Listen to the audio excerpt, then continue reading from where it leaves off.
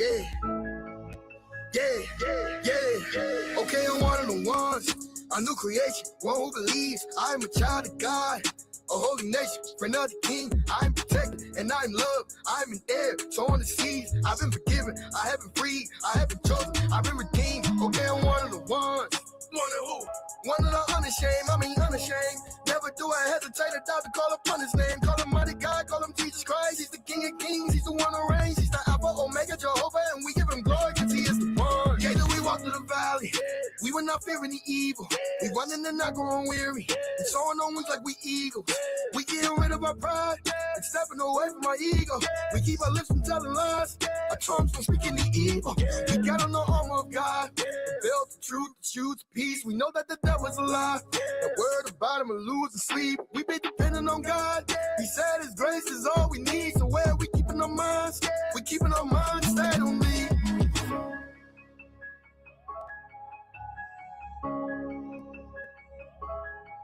Cause he is the one.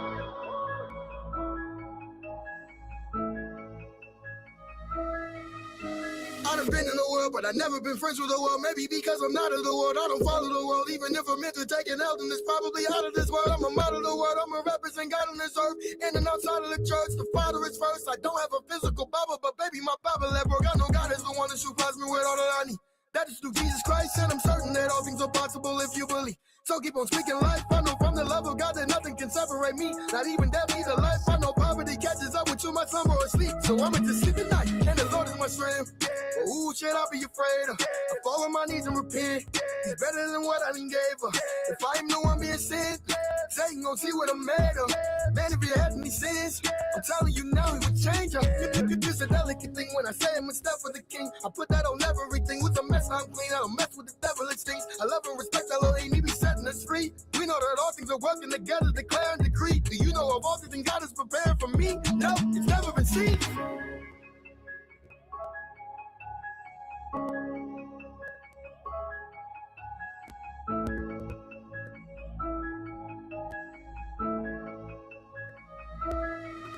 Okay, I'm one of the ones.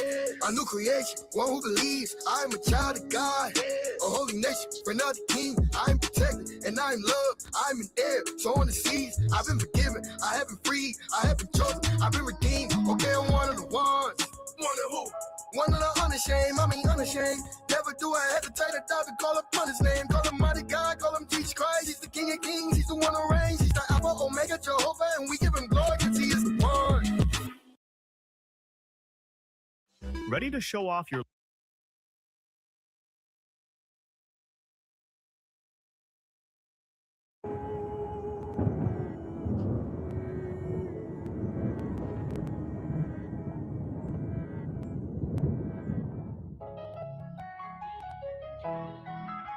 feeling like I'm on my own again,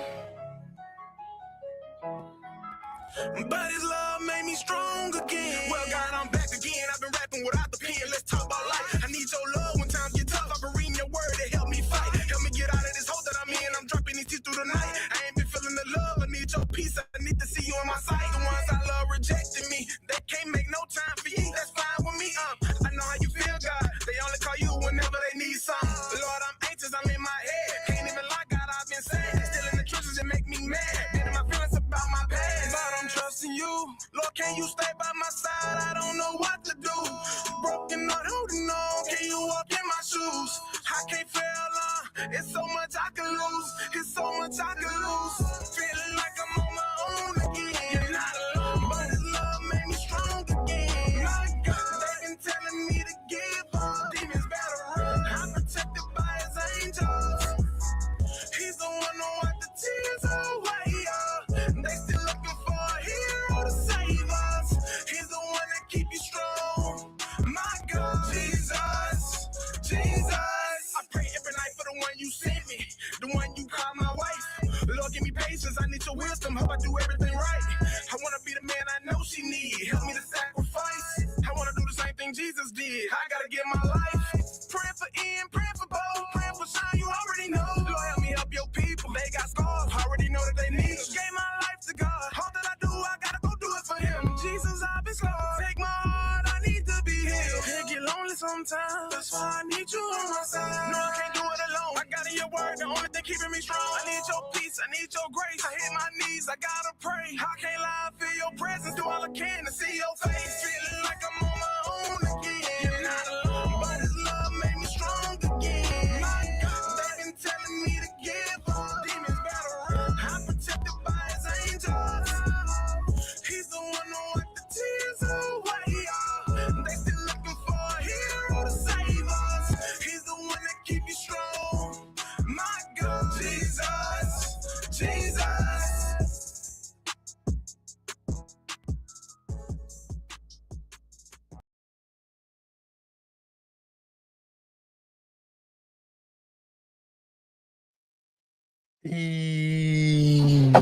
Yo, what's good, gang? What's good? What's good? How y'all doing out there tonight?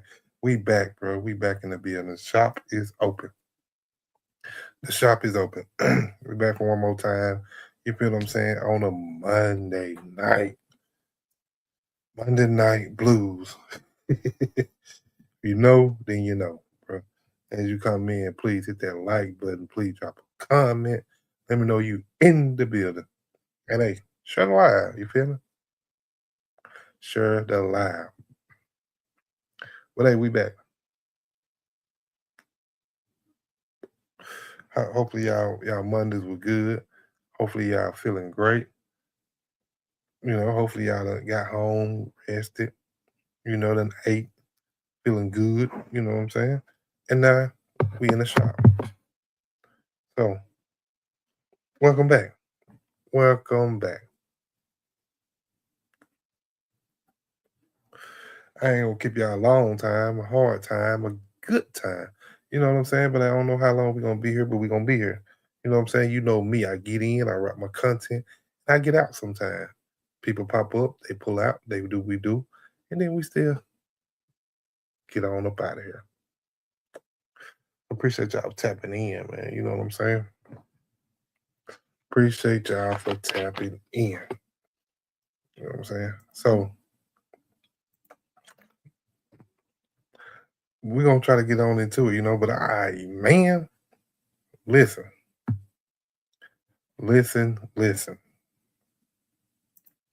Pull up your chair. Come on, real quick. Just pull up a chair. You know what I'm saying? So this one right here, this conversation get folks mad on both sides. You see what I'm saying? Like, so if you sensitive, go with you some juice, say a quick little prayer, you know what I'm saying? And come back when you're ready. Or catch the replay. You know what I'm saying? Whichever way you decide to do it. You come back when you're ready, or you catch the replay if you're sensitive. We'll get you some juice, some apple juice, say you a quick prayer, whatever it is, whoop de whoop, because this one hit on both sides, you know what I'm saying? Because tonight we finna talk about it. We finna talk about why some men be all in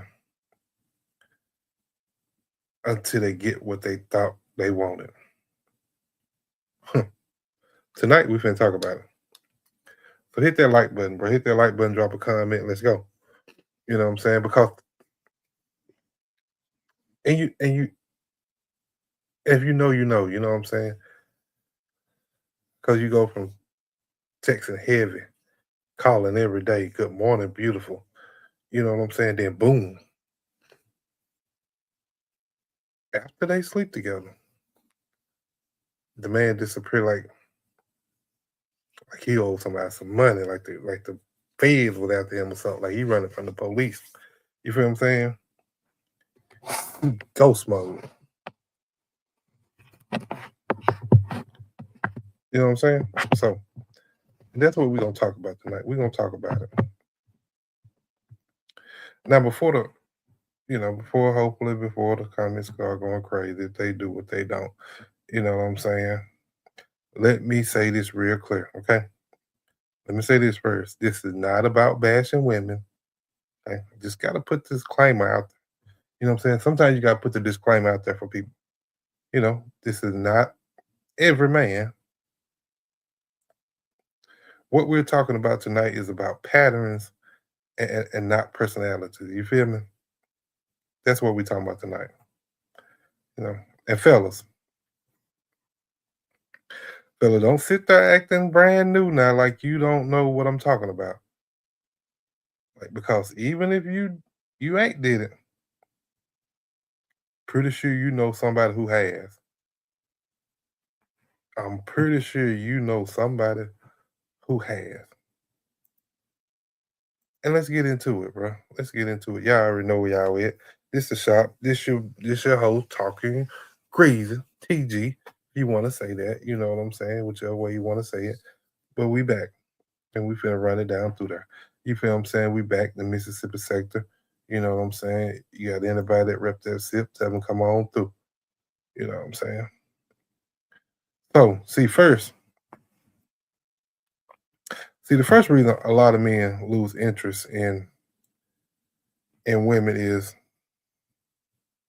they chase the moment. Not necessarily the woman, but they chase the moment. You know, some men don't want you. They want the feeling you give them while they chasing you. You feel what I'm saying? Like it's a feeling, that chase, that hunt. You know what I'm saying? If you're a woman, like, and you don't understand what I'm talking about, you gotta think about something that you just really want to get so bad, and you actually putting forth that effort to get that. You know what I'm saying? And it's that chase to get it. Like it's a it's a different feeling, different vibe. You know what I'm saying? Like the hunt. I'm talking about the hunt.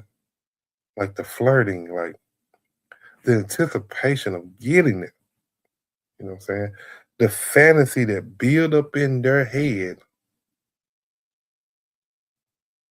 were you perfect, always fine, always fun, always available, never human.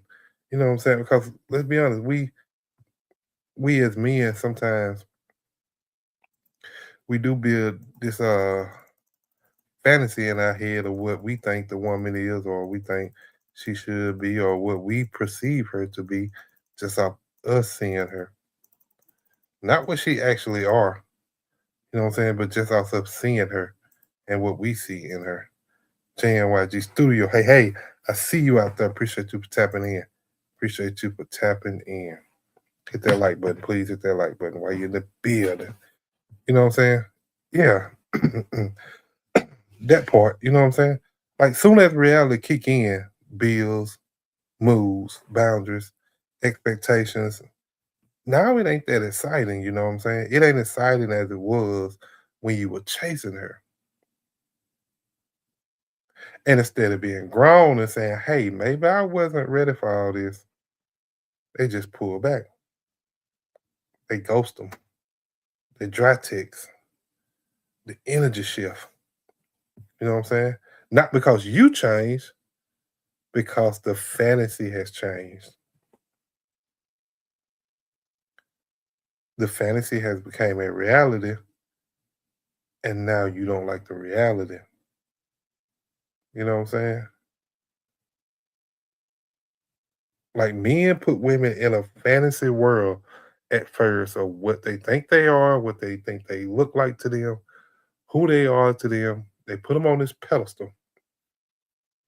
And then once reality hit, and they're not actually this perfect being, then the fantasy expires. It changes. And now some men,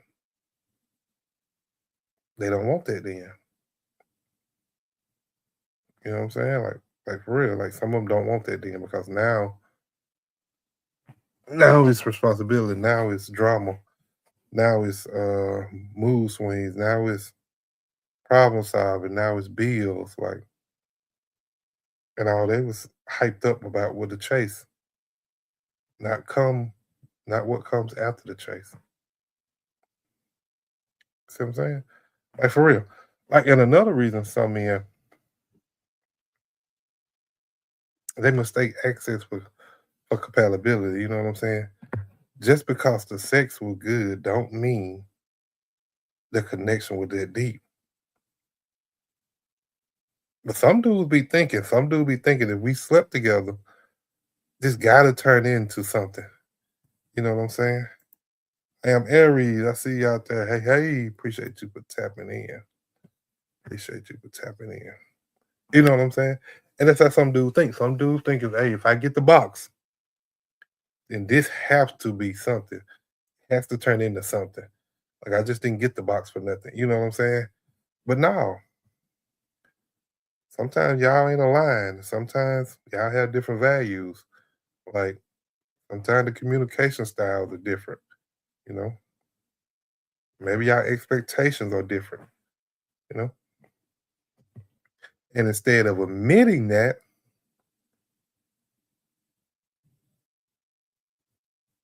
like, yeah, this ain't long term, whoop the woo, I don't know if this gonna work, they get distant and they leave you confused. You know what I'm saying? Because men especially the ones who ain't emotionally mature, they kind of hate uncomfortable conversations. You know what I'm saying? Like they rather vanish than kind of be honest, about the situation.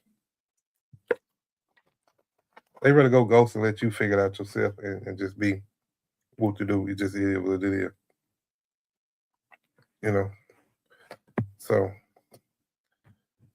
and we just running down reasons of why she was fired and then he went cold. You know what I'm saying?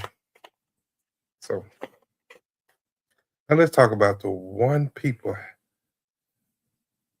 I hate this one the most, the ego.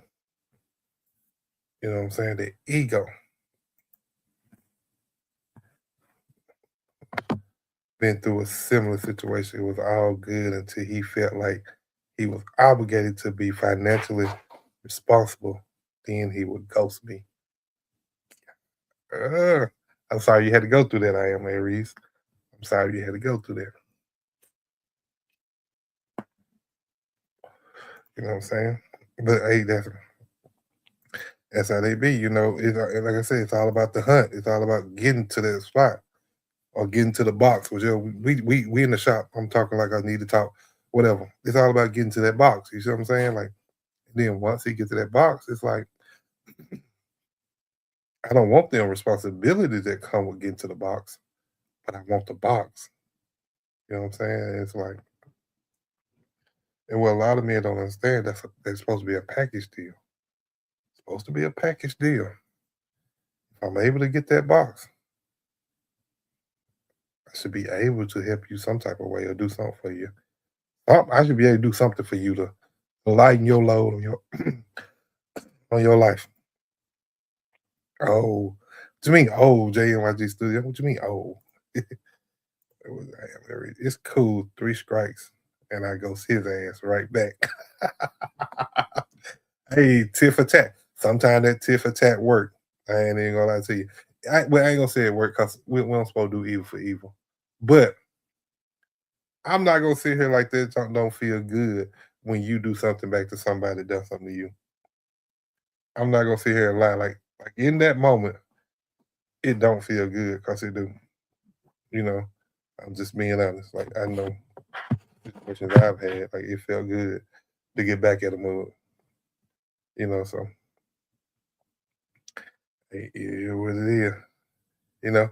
Well, like I said, we finna talk about ego, man. Ego. Like some men don't necessarily lose interest. Like they kind of lose respect for themselves. You know what I'm saying? Hold up. Oh, you got your camera on? You didn't cut your camera off. Hold up.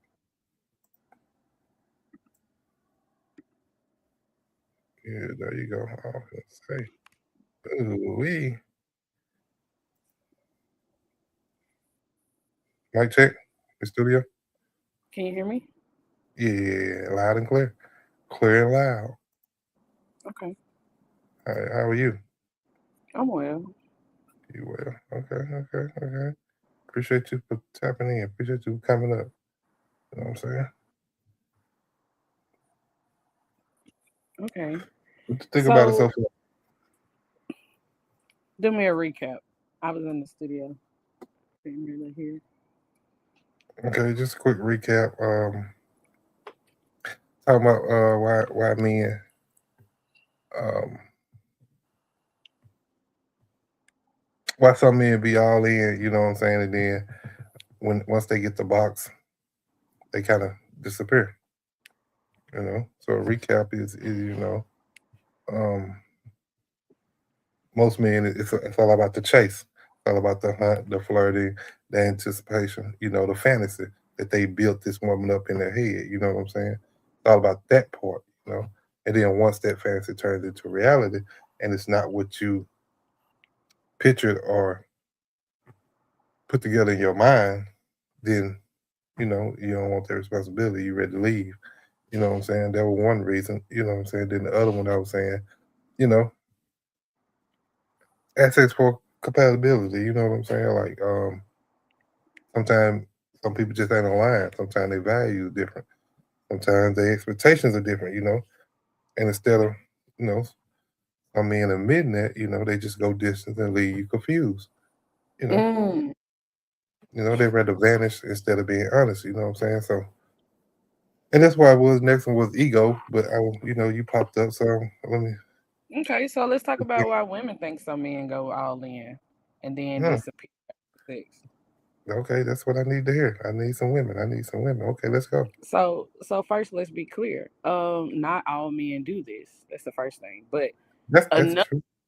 do it that it becomes like a shared experience for a lot of women. And I think that the reason women think this happens isn't because they're bitter. I don't think a lot of women are bitter. I think it's because they watch the pattern. And here's what women notice. So some men, um, they don't pursue connection. They pursue conquest, right?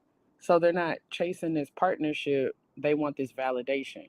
And before sex, the energy is probably consistent and attentive and intentional and emotionally engaged. And then after, the effort drops. And when the behavior changes that sharply, the women notice, and I don't feel like they feel like it's a coincidence. They assume it's like mission accomplished, right? So from a woman's perspective, it feels like you want to access and not responsibility, and it hurts. Not because of sex itself, but it's like a bait and switch to us. You know what I'm saying? So like now let's talk about. I'm gonna tell you what I think personally though, Hmm. because I think men confuse a desire for a woman with intention.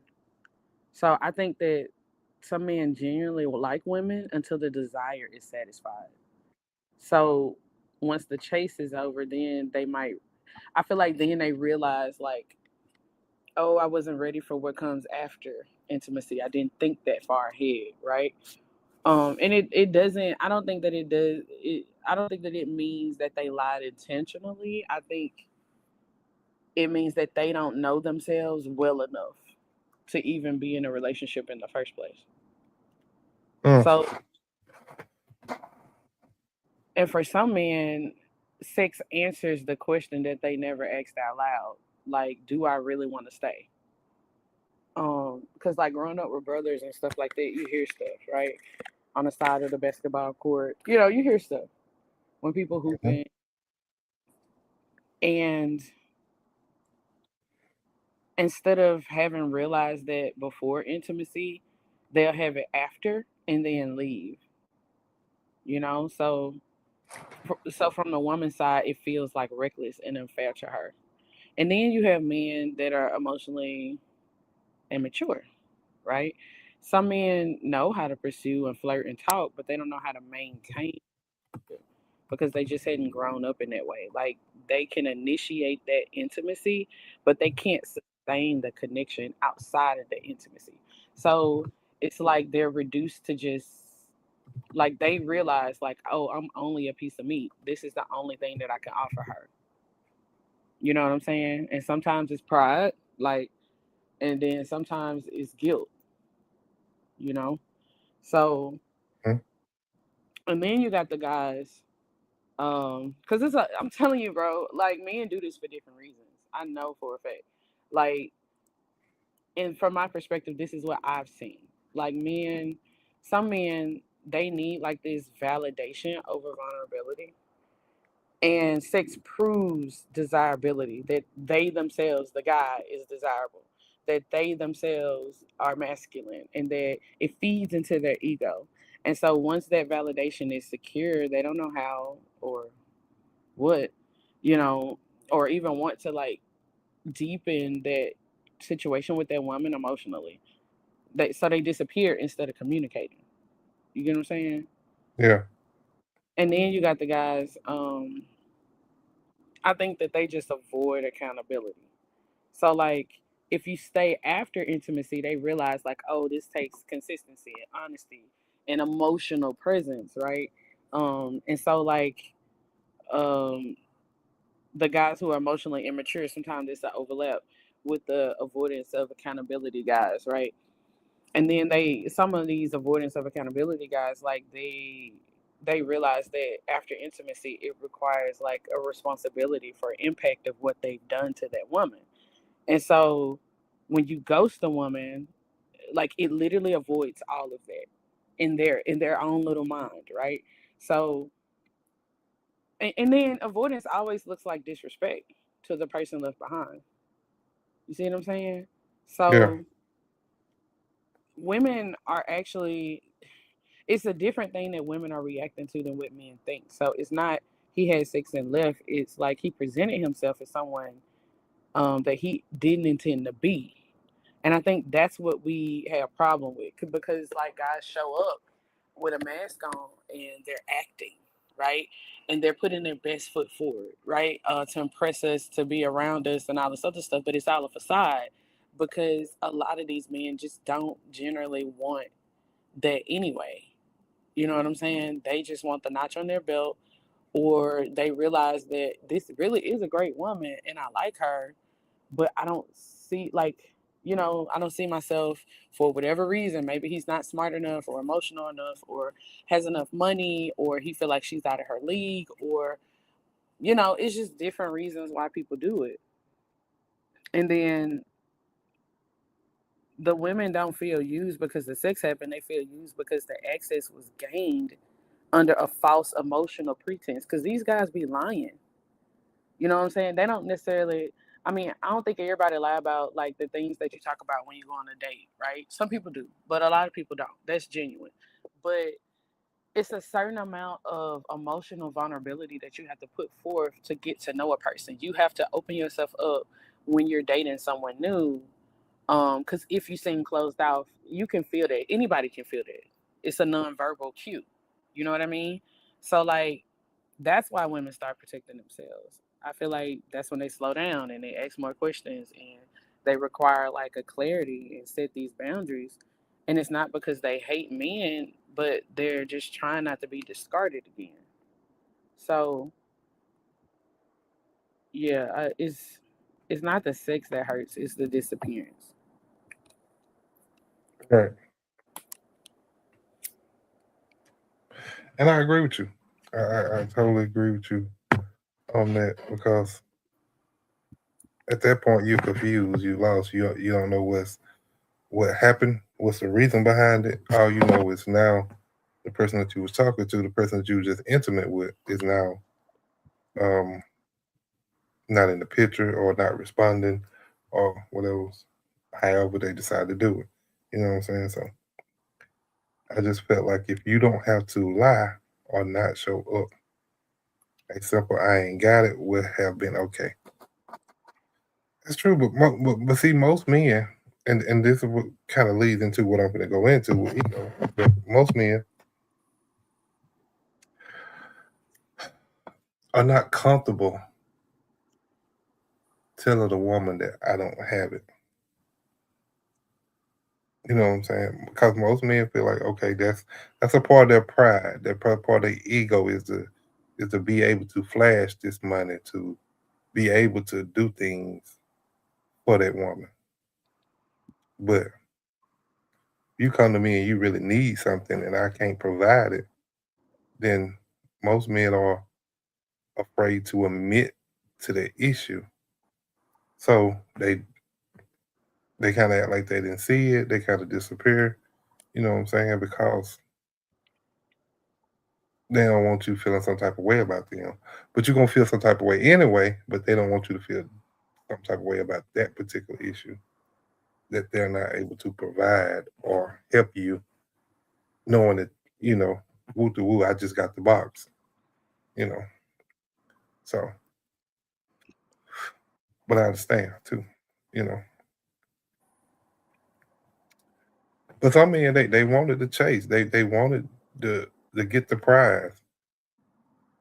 And then at that point, once they get it, now they don't know what to do next. You know what I'm saying? Because for some men, nobody taught them how to build or sustain it once they get it. Some of them just only know the pursuit. You know what I'm saying? They only know the chase. They don't know what to do once they get the person they chasing, and then once they start evolving into more, they lost. You know what I'm saying? So instead of growing into something, they feel kind of empty. And when a man feel empty, he don't sit still. You know what I'm saying? Like he look for the next distraction. Well, again, he should learn how to be an adult because emotional maturity is like literally a prerequisite to being an adult. You have to learn that if you're going to deal with other people, because these people that you're hurting are people too. And you can't get upset at a person who thought that, you know, you were going to be there for them and you wind up not being there, you know? So they're justified in all of their feelings. All the feelings are valid, you know? Yes, yes, they are. Oh, excuse me. And that's all I'm saying. Like to the ladies, like a lot of times it ain't even about you. You know what I'm saying? And I know some women when it happens, I'm pretty sure some women in their mind think, "Oh, what I did wrong, woo to woo, why he goes me? Um, was my box good enough? Did I, like all these things probably run through your head, But a lot of times it ain't even about you. A lot of men just don't know how to sit with themselves. You know what I'm saying in certain situations. And then another hard truth is some men already knew they wasn't that serious. You know what I'm saying? Like we just gonna be honest, some men knew from the door that they were not planning on being that serious with that individual. You know, and they still went through the whole process to chase, the process to talking to you, the texting, the calling, just to get the box. And they knew they was not gonna pursue no more than that, you know. And kind of to what Miss Aries said earlier, just a simple, not necessarily what she said, but just a simple, okay, I ain't looking for something serious. I'm just looking for a little fun, a little rendezvous, you know what I'm saying? Sometimes people go for it, sometimes they don't, but sometimes you just need to tell them, you know? And let me say this again, like, you know, some men knew they wasn't looking for nothing real, but they enjoyed how you made them feel. You know what I'm saying? They enjoyed every bit of that. Hold on. Not me. I just be like, he lost. But okay, I am Aries. So you gonna say not you. So you telling me, because you say you've been through a couple situations, or you say you've been through a similar situation. So you telling me when that situation happened to you didn't question um, nothing about you per se in that moment. Like, what is what you could have done different, or did you come on too strong, or you know, or was the box good, or just whatever you can think of. So you telling me in that moment when that happened, when that person kind of up and disappeared, you didn't think nothing about yourself to question yourself in this situation. Now, what's she say? Nope, because I know I'm dope.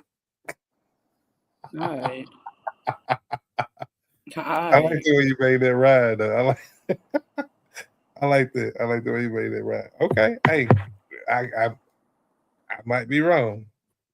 Maybe you the exception. You know what I'm saying? But if you didn't question yourself, kudos to you. That means, like you said, you dope. So you pretty much done everything right in the situation, and it still happened. Now, at that point, you probably shouldn't question yourself, but I just think people do. When stuff like that happens, because I know from a male perspective, I know I've been in similar situations, and I've questioned myself. I'm just gonna be honest. Like I've questioned myself, like, okay, do I look good enough, or was I coming on too strong, or like, or I'm just really that ugly? Like what? Like I mean, in real life moments, I have questioned myself. You know what I'm saying? So you know, now I think I'm one of the handsomest motherfucker in this world. I mean, you can't tell me I'm not. But No, no. yeah, nah.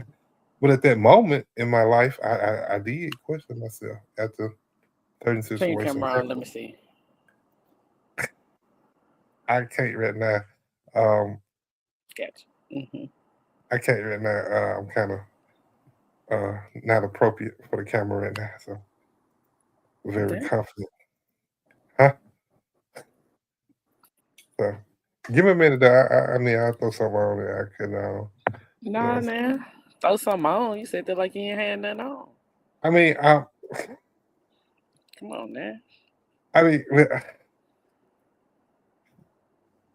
I'm half and half. We just gonna be honest. I'm half and half. All right. We like a good Arnold Palmer. You know what I'm saying? So, you know what I'm saying? But and and I'm gonna say this: so a lot of people think men and women are a lot. I mean, are very different. But a lot of times we not that different. Um, I think I think you have a lot of men that seek attention too. They like the attention that comes from a woman. I think they like the validation that comes from a woman. You know what I'm saying? And men like being wanted too, just as much as a woman do. You know, so I know we look at it and say, "Oh, the men are so different from the women, or the women are so different from the men." But a lot of this is just we all are humans, so we kind of have the same emotions, the same wants, or the same desires running through our bodies or through our minds. You know, just different for different people, but for the most part, we all have them type of things running through our body, so we really not that different. You know, but Mm. what you got something to add, Miss Studio? No, I was thinking about a random thought. I was like, all the holidays this year are gonna fall on a Saturday or a Friday. Mm. Oh, that sucks. Why is that so? Um, hopefully then they'll still give us a day off during the week for the holiday. Mm. you know, so but commitment, effort, consistency, like So when things start feeling real after intimacy, they retreat. You know what I'm saying? Not because you did something wrong, but because they were never gonna stay, and they knew that. And I'm just throw it out there what to do, but I'm throw it out there. Women do the same thing too nowadays. You have women that do it too nowadays. They know they ain't gonna stay too, and they will, you know, play their game like they're gonna stay. You know, so your device not connected, boss. You know what I'm saying? You got your camera on. You want your camera on? Yeah, that's me. That I told you to cut your camera off. All right, coming up. What you say about it? Too cool. Man, I'm just Mic check. relaxing for a minute. You You hear relaxing me? for a minute? Yeah, I hear you. Just relax. Just relaxing for a minute. Okay. Tap in, man. Tap in, bro. Oh, what? Why you think? Reasons are that men leave women after they get the box, What box? after they get the prize, them sugar walls. after they have sex with them. Okay, let me just say the word. Oh, we doing censorship? Okay, what are your reasons? What I mean, what? Why do you think men ghost women after they have sex with them? Why you think men ghost women at the head sex with? That's the question, right? Yeah, yeah. Because they're not in love with them.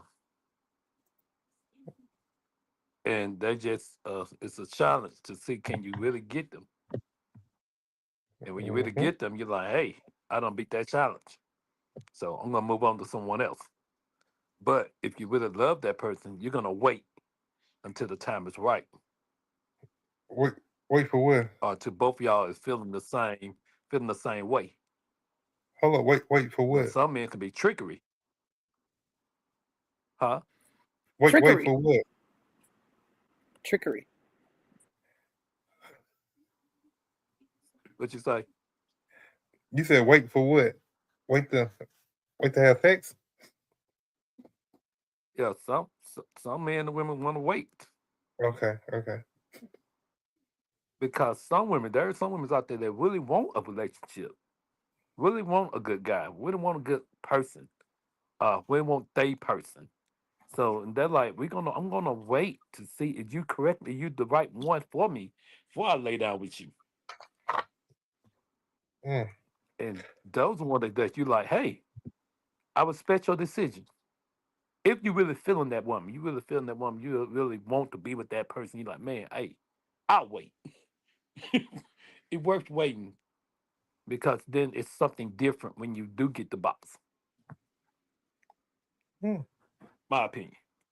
But then you okay. got those that are trickery where they like, hey, they will present themselves as being the person, but it's just a game. They'll do everything right to get the box. And once they get the box, they done. Until they want the box again. They're gonna come back with the same trick. So I'm they just want it saying, again. that's the game. Yeah. Until they want again, they're gonna come back with the same trickery. It's like they might get the first 2 weeks, well, within the 2 weeks they get it. Then you don't hear them no more for about another than the 2 weeks. Then pop up again one side. Hey girl, how you feel about going out? Hey, and you like they let their guard down because like, oh okay, he just want to reach back to me. He just want the box again. You know, he just just be honest. He just wants some. Yeah. Whatever it take to take you out, wine and dine you to that night, and when that night comes, they saw they want the box. But then you're like, I thought he loved me. No, he just wants your box, sweetie. It's, Especially, here go another point. Especially if he want to date you at night and not date you in the morning. Think about it. Think about it. If he want to date you at night, but not in the morning, Mm-hmm. there's a thing called brunch. Yeah, yeah, yeah, yeah, yeah. I just learned what that was. Yeah, yeah, yeah, yeah. Yeah, there's this thing they call brunch, and there also Yeah. a thing that you like. Okay, you can go. So what is that? You go in the morning and do what the brunch. It kind of like a breakfast and lunch type of style, but it's like a get together and like a meeting. And you can, with that brunch, you can do other things. You can like, y'all can have a conversation, y'all can play games and everything. It's different restaurant. I know it's like 3 or 4 in Madison. I went to one of them. It's like like somewhere Madison at the courtyard, and when I walk in there were like people just talking, drinking coffee, and they having like the meeting and everything. Then some just looking at TV, and it was like a fun meeting type of thing. And that was a brunch. You having breakfast and you also having lunch, or you have breakfast and lunch. The person I went, she got lunch, I got breakfast. Mm. So I'm like, okay, it's stuff that you want to do. So if that make a long story short, if you can't date them in the morning, why date them at night? But the Mm. difference at date at night, you don't go nowhere.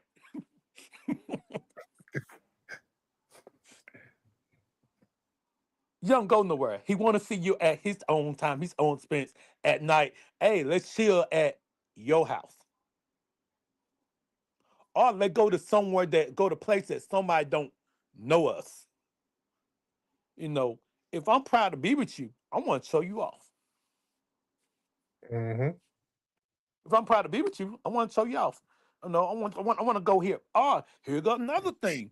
Once I get the box, I don't let you see none of my family members. Not even my best friend. Yeah. You see the difference? Yeah. Yeah. Yeah. Because you're not the person that I want to be with. I just want the box.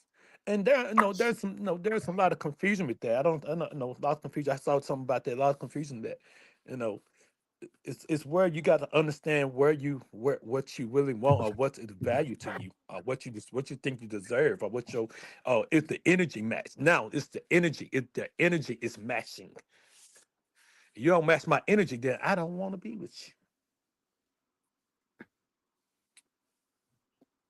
That go for me. If you don't match the energy that I'm putting out, then we just having a conversation of just a friendship. So okay, since you brought that up, hold up. She said, I am married. Said tricks off for kids. Since you brought that up, now go ahead. Go ahead. A lot of them don't understand. It's just tricks. Some men right now, some men don't really want to be in a relationship. Are you not the person that I want to be in a relationship? Or they got a relationship with someone, but that person wants them to wait. But it's their urges that say, hey, I'm gonna go out and do this. You see that? Mm-hmm. Yeah, yeah. It's you in a relationship with someone, but you like, hey, this girl don't know nothing about this girl, and hey, I just need to fulfill my urges. Fulfill my urges. Yeah, yeah. Then once you fulfill your urges, you ghost them to try to keep it in the behind. Mm-hmm. But I learned something, Doc. All women knows what you're doing. You said all of them know what you're doing. All of them know what you're doing. Eventually, they know what you're doing. We so stupid, we tell on ourselves.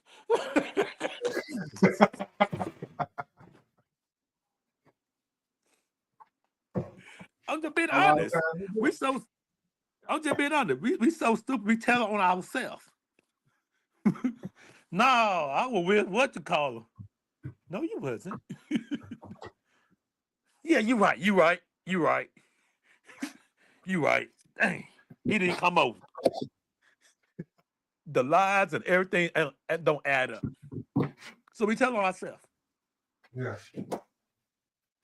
So let me ask you this, because you said a while ago now, you said if they don't match their energy, then you don't give them that energy back. So if they're not matching your energy, are you still pursuing them for the box, or it just nothing? If they don't match my energy, then I'm not pursuing. Okay. But Okay.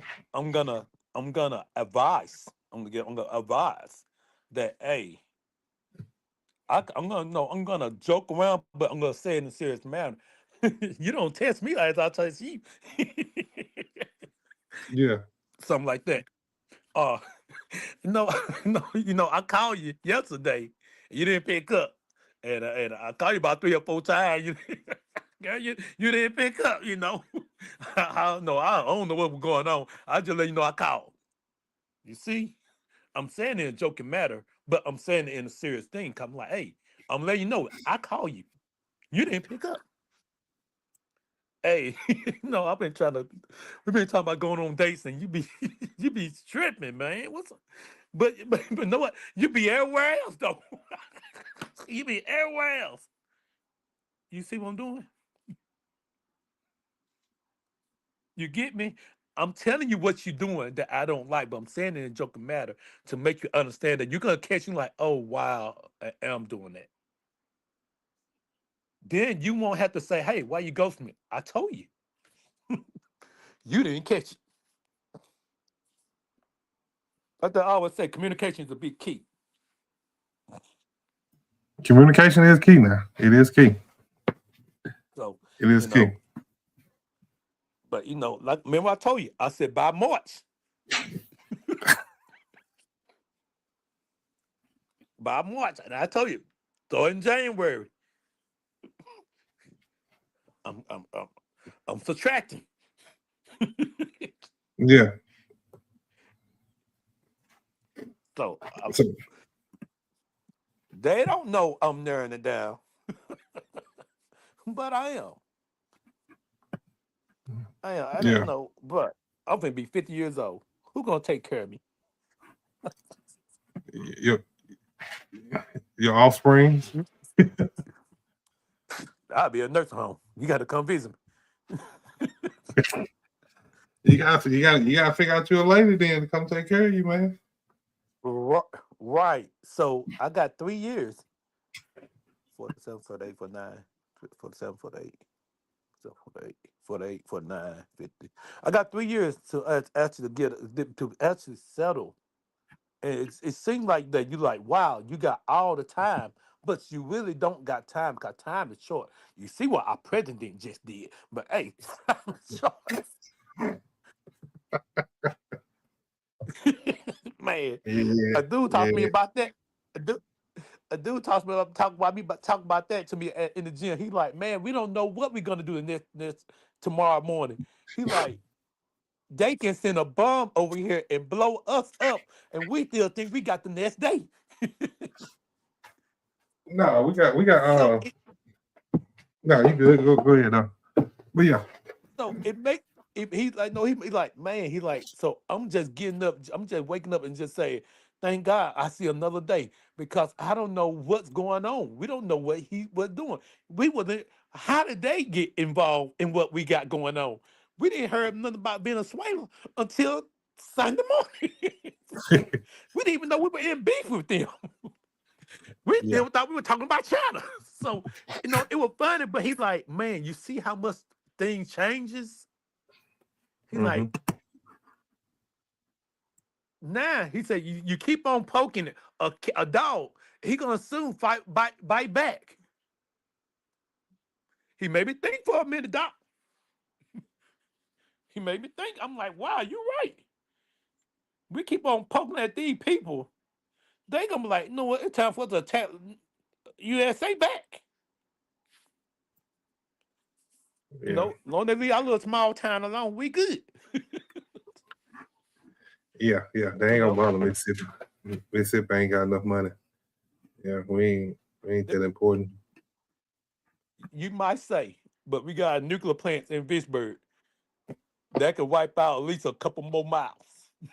That thing can go all the way to Brookhaven, a little part of Lawrence County. That nuclear center. That mud huge now. Mm. That mud huge. And you think about it, you like, hey. And I thought about what you say, like, they ain't gonna bother us. But hey, we got a nuclear power plant in Vicksburg. Who cares about Mississippi? Yeah, they ain't We doing the enough. poorest on the map. Right. Think about it. We the poorest on the map. They're like, hey, they take this little small little county town. Hey, don't worry about it. We boom. You know, we to them we living in poverty anyway. So hey, Right. take Mississippi out. You know, Louisiana, they no, it's that they will get stuff that ain't really matter to the government. But I still don't think they're gonna get us. But it's just to think about the nuclear plant in Vicksburg that is so big that you blow that up, it's gonna take some couple people. Cause Yeah. the old pipe one of miles. You might not need to say that on the internet and get them type of ideas. You know what I'm saying? They might be What I'm listening. talking about, my toy nuclear plant. That's right. Get in there, Miss Studio. But- You be quiet for a minute. Get in there. I don't have anything to say about that. Well, not necessarily about that. I mean, you can go back to the topic. You know what I'm saying? Yeah, my bad. I'm sorry. I just don't have anything to add. Okay, you ain't got nothing to add right now. Okay, cool bean. Beans are cool. You know, we just talking about, and I want the women to understand that a lot of times, I'm gonna say this again. I said it a while ago, but a lot of times it ain't because of them that men retreat or, kind of ghost them. A lot of times these men, we say they men, whatever you want to call them, who most of the time already know what they want to do when they step to you. You know what I'm saying? But they still play the game, and like you said a while ago, to the game of one person thinking it's going somewhere, then you got the other person thinking, okay, now it's just chilling. That's all it is, and then nobody has that conversation. We just sit back and go with it, and then now feelings is involved, and now confusion, and now whoever get hurt, now you got a little resentment. You know what I'm saying? So, right. And to your point a while ago, communication can save a lot of heartbreak. You know what I'm saying? If people just sit down and have these type of conversations. And But a remember, lot of I people. told you that. Go ahead. Go ahead. What you say? I said, go ahead. You rock out. Remember, I told you, I said, sometimes, I said, and we talked about that. I said, I need to sit down with all of them one more time. Because I'm like, hey, we start a new year. I'm not going to keep dragging you into this year. Why? I'm dragging you into a whole new year. And you haven't made your mind up last year if you want to be a part of me, be a part of my life. So I'm dragging you. So I'm gonna. It's good that when I said the communication is where you like, hey, let's sit down. Let's talk about this serious note. Where we going? Where we going? What is our goal for this year? Cause see, and I know Miss Studio know the Bible said about vision. If the church don't got no vision, everything would go down, everything would perish away. But I'm like, the same thing with your life. If you ain't got a goal or a vision of what's your plan for this year, things ain't gonna go the way you want. So you gotta have a vision, you gotta have a plan. So I sat down, and I talked to my people. I'm like, hey, I got a vision, I gotta go. And the ultimate goal is to always just stay close to God. Be humble, be thankful, and founding. And one of my things just, I just throw it in there to found someone for me. Someone for me. That someone that's gonna really be there for me. Not on it, not none of the game, not none of I think I am, I can or whatever. I need what Melvin deserves. So 26 gonna be where I need to find out who deserved me and what I deserve for me. You know, you look out. You know, it ain't being selfish, but you like, hey, I'm finna be 50. I'm finna settle down. No, hey, tired playing games, tired playing tricks. You know, one person. One person called me. One person check on me. Not 4 or 5 during the day. Right. They could check on me when they want to check on me. You know, no. Where you want, where you at? How you doing? No, I just want that one person that give me that same direct communication. So communication, sit down and talk to each individual. You know, I'm talking about me. I don't know about others. I'm talking about me. So I talk to each individual. Hey, this is where I want to go with this. If you don't want to go this way. Okay, I think we just might need to just stay friends and just kind of chill out on a little bit of stuff we doing. Hey, I can respect your decision. You respect my decision. But if they say, hey, I want to try, well, let's try. Let's go see what we can do. Well, I'm gonna stop talking to the other two and focus on you.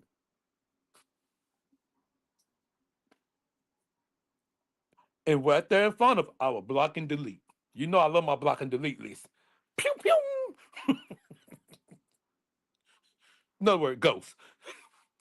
But yeah, that's you gotta have a communication. You gotta have communication. And lots of time the women waiting for the men to say something, but then the men get upset when the women become aggressive about what they want, what they need, or what they want from that man. Because they're like these, now women are tired of guys playing with their hearts. Hello? I'm here, dude. Oh, okay. Okay, okay. I'm I'm here. like talking to I'm sorry. I am doing something in the background too, so I'm sorry. I'm sorry, but I am doing something. The But studio. yeah, most times, Yes. Okay. What you got for me? Reframe it. Well, I want to pause right here because what Too Cool is saying is important. And I want to Mhm. tie it back to the core question. So the question we're asking is like, why does that effort change after intimacy, and where does that accountability live on both sides? Because we already talked about what a woman thinks. You gave your perspective on what a man thinks when he's going through this ghosting process, and I told you what women may have thought, and then I gave you my personal insight. So um, I hear what he's saying, and I think it actually fits into this part of the conversation, right? Because what it sounds like is an accountability issue, and not necessarily a gender issue. So let me ask you directly: before intimacy, was the intention clear on both sides? You see what I'm saying? Yeah, yeah, yeah, yeah. Yeah, go ahead. Okay. usually, us- usually it's just like in a, I say in emotional, how I put it. You don't know. Lots of times a man will bring it up, and we're gonna bring it up to see how you feel about it. And if the woman jump onto that conversation, like, yeah, you can do this, and start talking noise about what she got, then the man be like, hey, I know what she want. But if the woman come out like, hey, no, I'm not really, and don't even tag onto that, I never jump on the subject, then that's not what she really looking for you. She's not really looking for that in you. But sometimes us as men, we'll bring that subject up every time. And this, and we can come by my house and we can chill and everything, and we, and that's his attention. You come to my house, we can chill and you can lay down with me, we can relax, and laying down and relaxing, start going to something else. Yeah. So So if the we're being conversation, honest, I mean, yeah, I agree. Partially. So if we're being honest, this can't just be like a men do this conversation or a woman should have known better conversation. Like there's accountability yeah, on both sides if we want like healthier outcomes.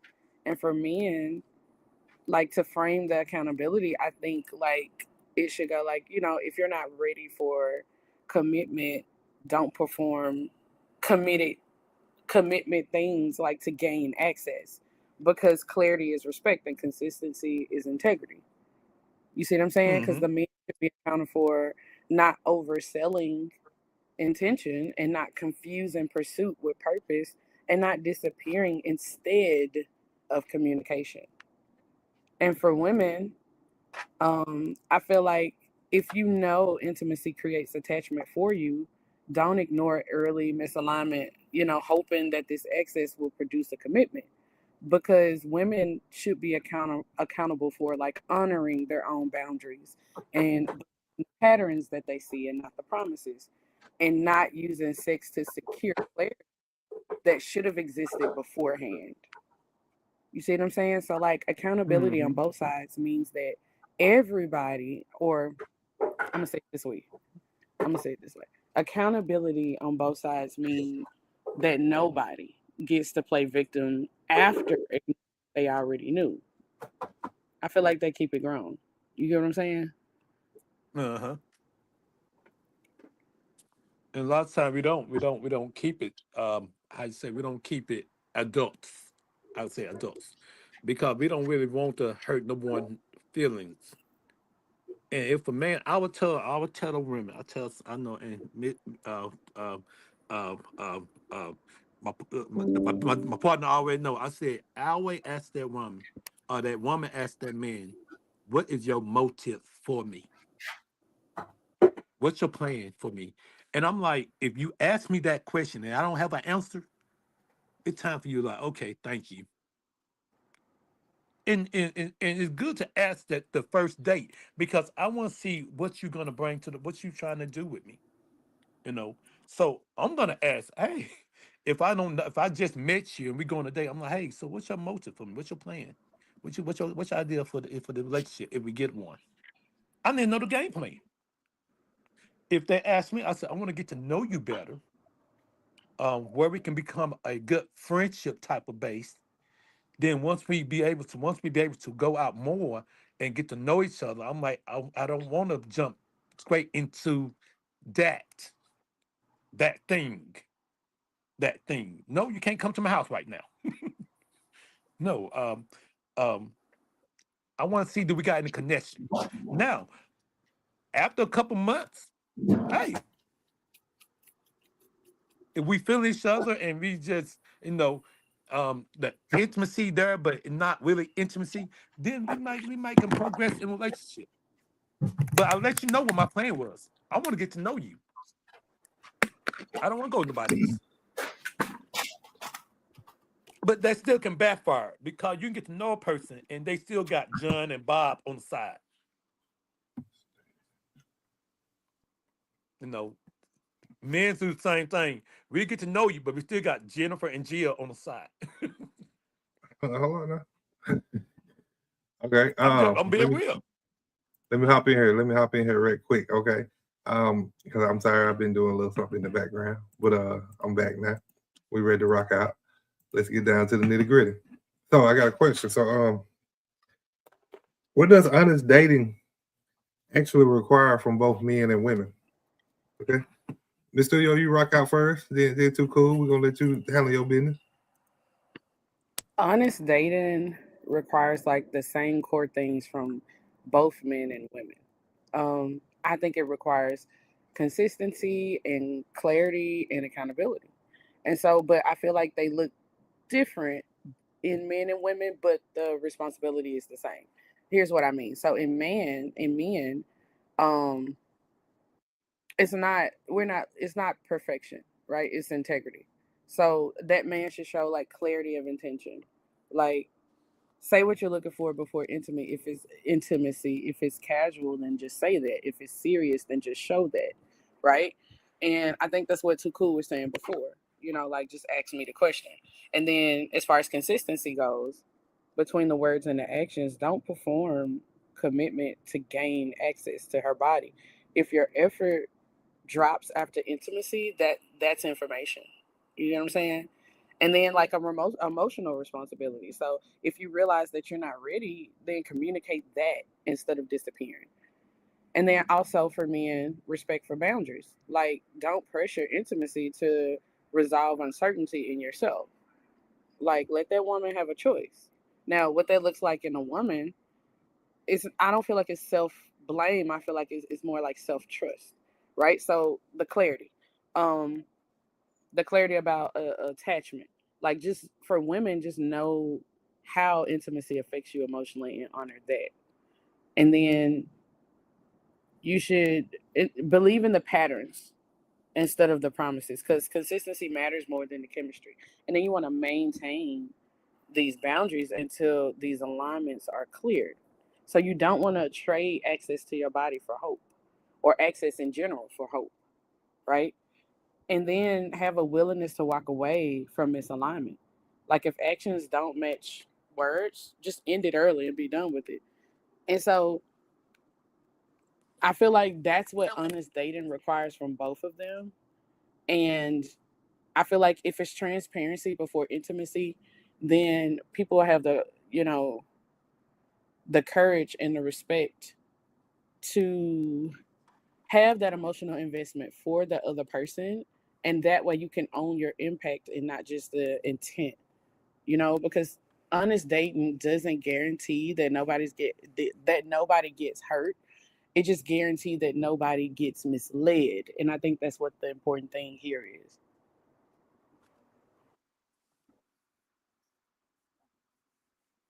Hmm. You said honest dating. Yeah. I like what Miss Studio said. You know, there I said they're false dating, or you showing an image that not really true of you.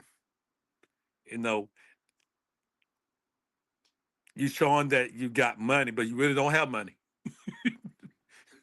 Um, cause say I can use myself for example. They may think I got it going on, but really I don't. Is what you think. And once upon a time with a woman like, oh, you making 52,000 a year? Oh, you got no. No, I'm not making that. That's what I suppose. That's what it seemed like it. But once everything come out, I'm not making that. So honest dating is being real about what you can do and what you have. You know, if I can't support your living lifestyle, if you the type that like to go out and drink at fancy restaurant, now I'm not saying I'm nothing wrong about going to expensive restaurant, but we're not doing it every Saturday. We might have to hit a Popeyes or McDonald's and just let it be. But going to Ruby Tooth out of expensive, no, I don't have it like that. But understanding the being is basically being real with yourself and and letting that person know what you all about. That is a good question to ask. Hey, how you feel about honest dating? I never thought about that, but that's a good question to ask. How you feel about honest dating? You know, can you tell me truth about what's going on? Is there somebody? Do you got somebody else that you're also talking to? And no, it no, and some no, it's those type of questions that it's hard to tell to answer, but it requires if you want to know, you want to get involved with somebody deeply. Because I need to know what you got going on before I get involved. Do you got bad baby daddy? Has this dude been in jail before? Do he still come to your house? Yeah, yeah, You yeah, know, yeah. All them it's are something. important now. Yeah, if you want to know about these things. Where you're like, okay, hey, how do he feel about dating? And you over her or him?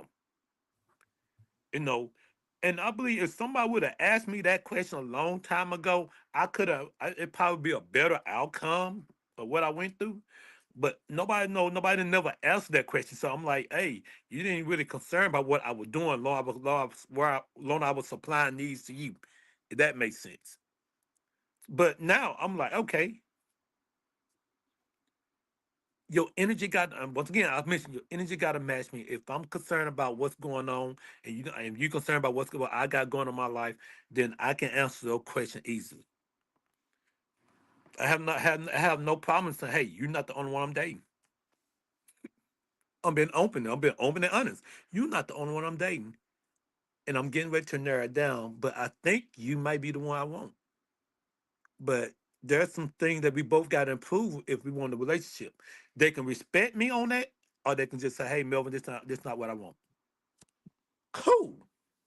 I'm being honest with you. I'm letting you know that hey, you're not the only one I'm dating, but I'm think, and to me, if you want to be with me, then let's try it. I will let the other two go. Or it might be another person. No, I just think you're a good friend. No, I got too many friends. I don't need a friend. I need somebody that's gonna be there. I need somebody I can put you as a merchant contact person. That type of thing. So yeah, honest dating is very important. No, you know, very important in any relationship. Letting that person know, hey, this is what I'm bringing to the table. I'm not bringing 200 to the table every day. I might bring 100. I might bring a $50. Hey, this is what I got. But love me for me, and that's important. Love me for me. So to accept me for what I am now. Accept me for me. So I okay, might look I got fit. Go ahead. yeah. I got another question. Okay, so just your opinion. Do y'all think men lose interest faster when they wasn't required to invest anything before sex?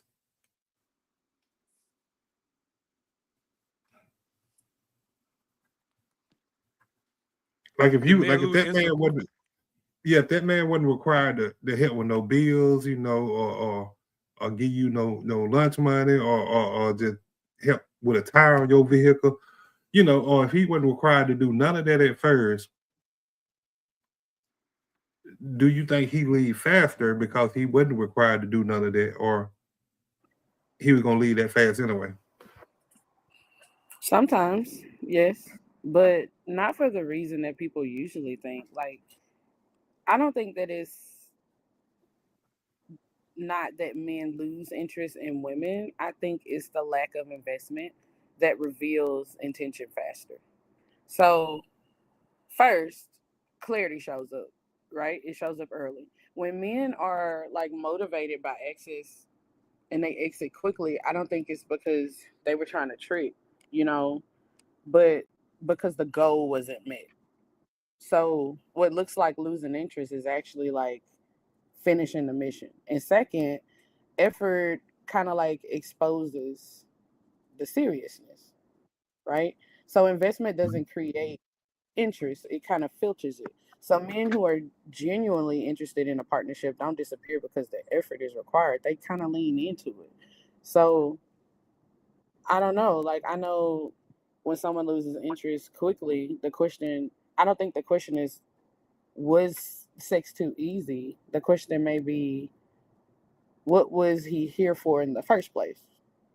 You see what I'm saying? Because the truth that people avoid is like men who want to commit a connection don't mind investment. Why is that so hard to talk right now? And men You know, who want convenience do.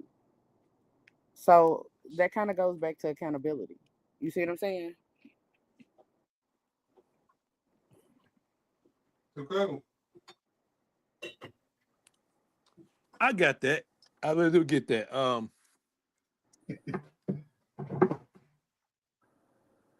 You said men's when they get on.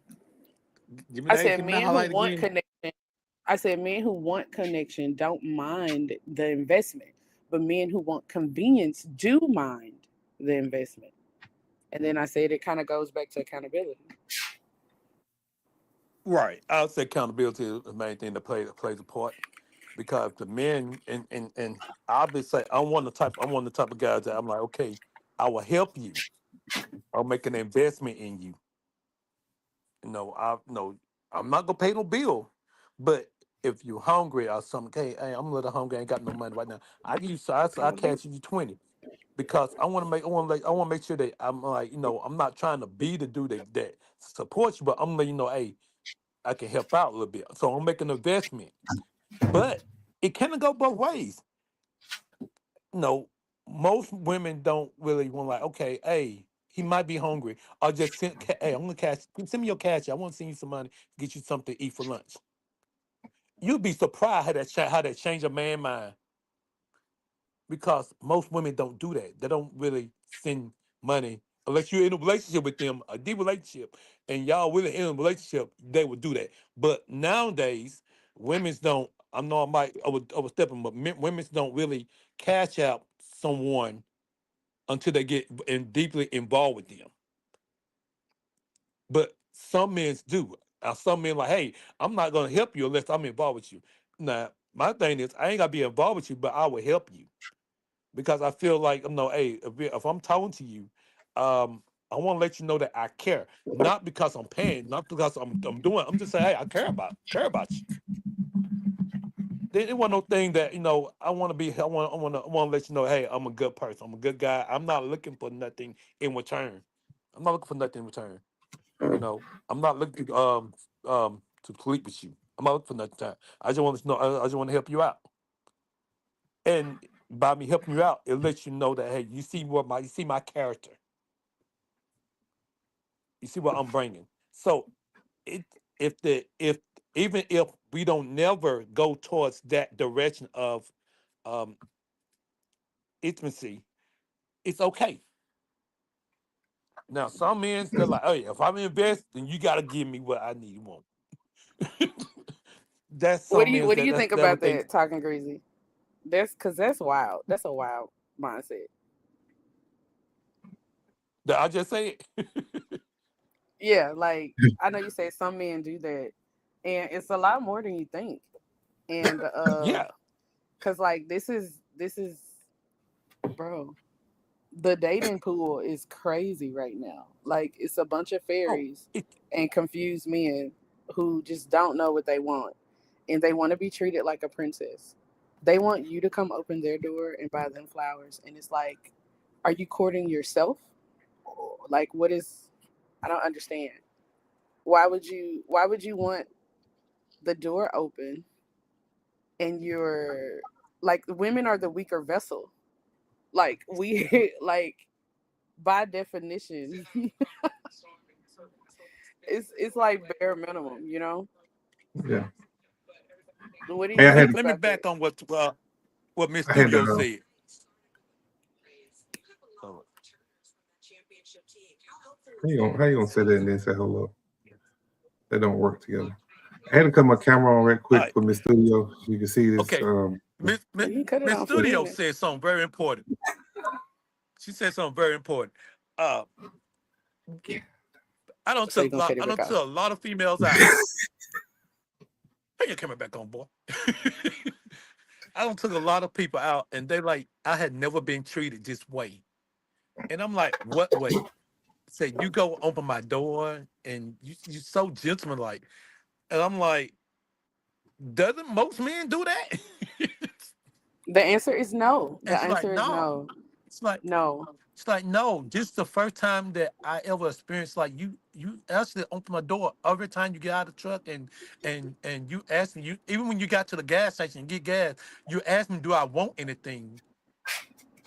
I'm like, I feel yeah, like that's bare ain't that minimum. what? Right. That's I'm basic like, chivalry. yeah, I'm Yeah. like, maybe because I was raised right. I'm like, hey, I take you out and like, and one woman like, do you want me to help pay the bill? No, I got it. Till I saw when the bill came to the table, I was like, oh, okay. I still got it. But it's the deal that most women have never been on dates like that. They don't. They're like, wow. Like the guy, like, hey, you gotta do this. Can you pick me up? What? Why I gotta come pick you up?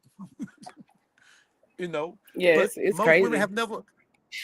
most women have never experienced having a gentleman just having a man to actually do those things, open the door, Pull her chair up to the table, um, let her order first and everything. Just say, hey, what do you want to drink? It's okay.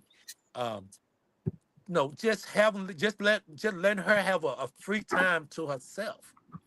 Let her enjoy the moment. Um, bring her flowers before the date.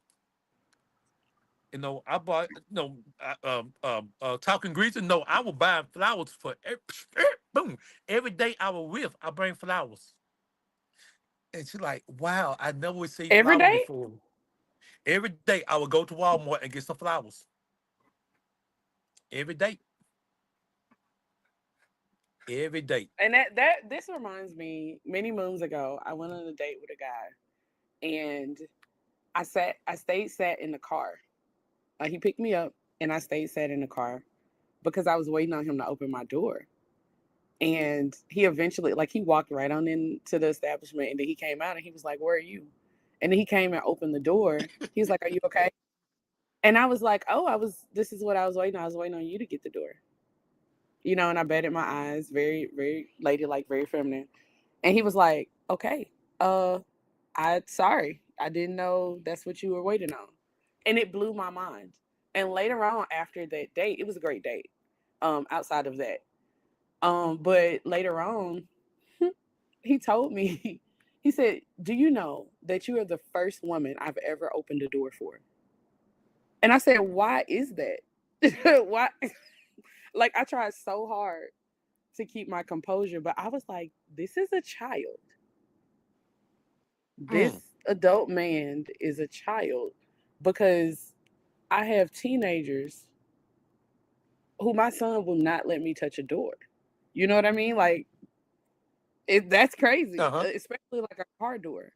And so I don't know. Like, I'm not gonna say all men are like that, but it's a lot of them. Yeah, yeah, yeah, yeah.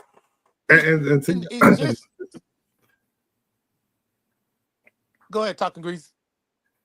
and to your point, yeah, the dating pool is a little different now. It is a little different, and a lot of people a A lot of people little. ask this question nowadays.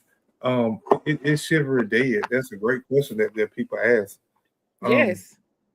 and it's dead to a point.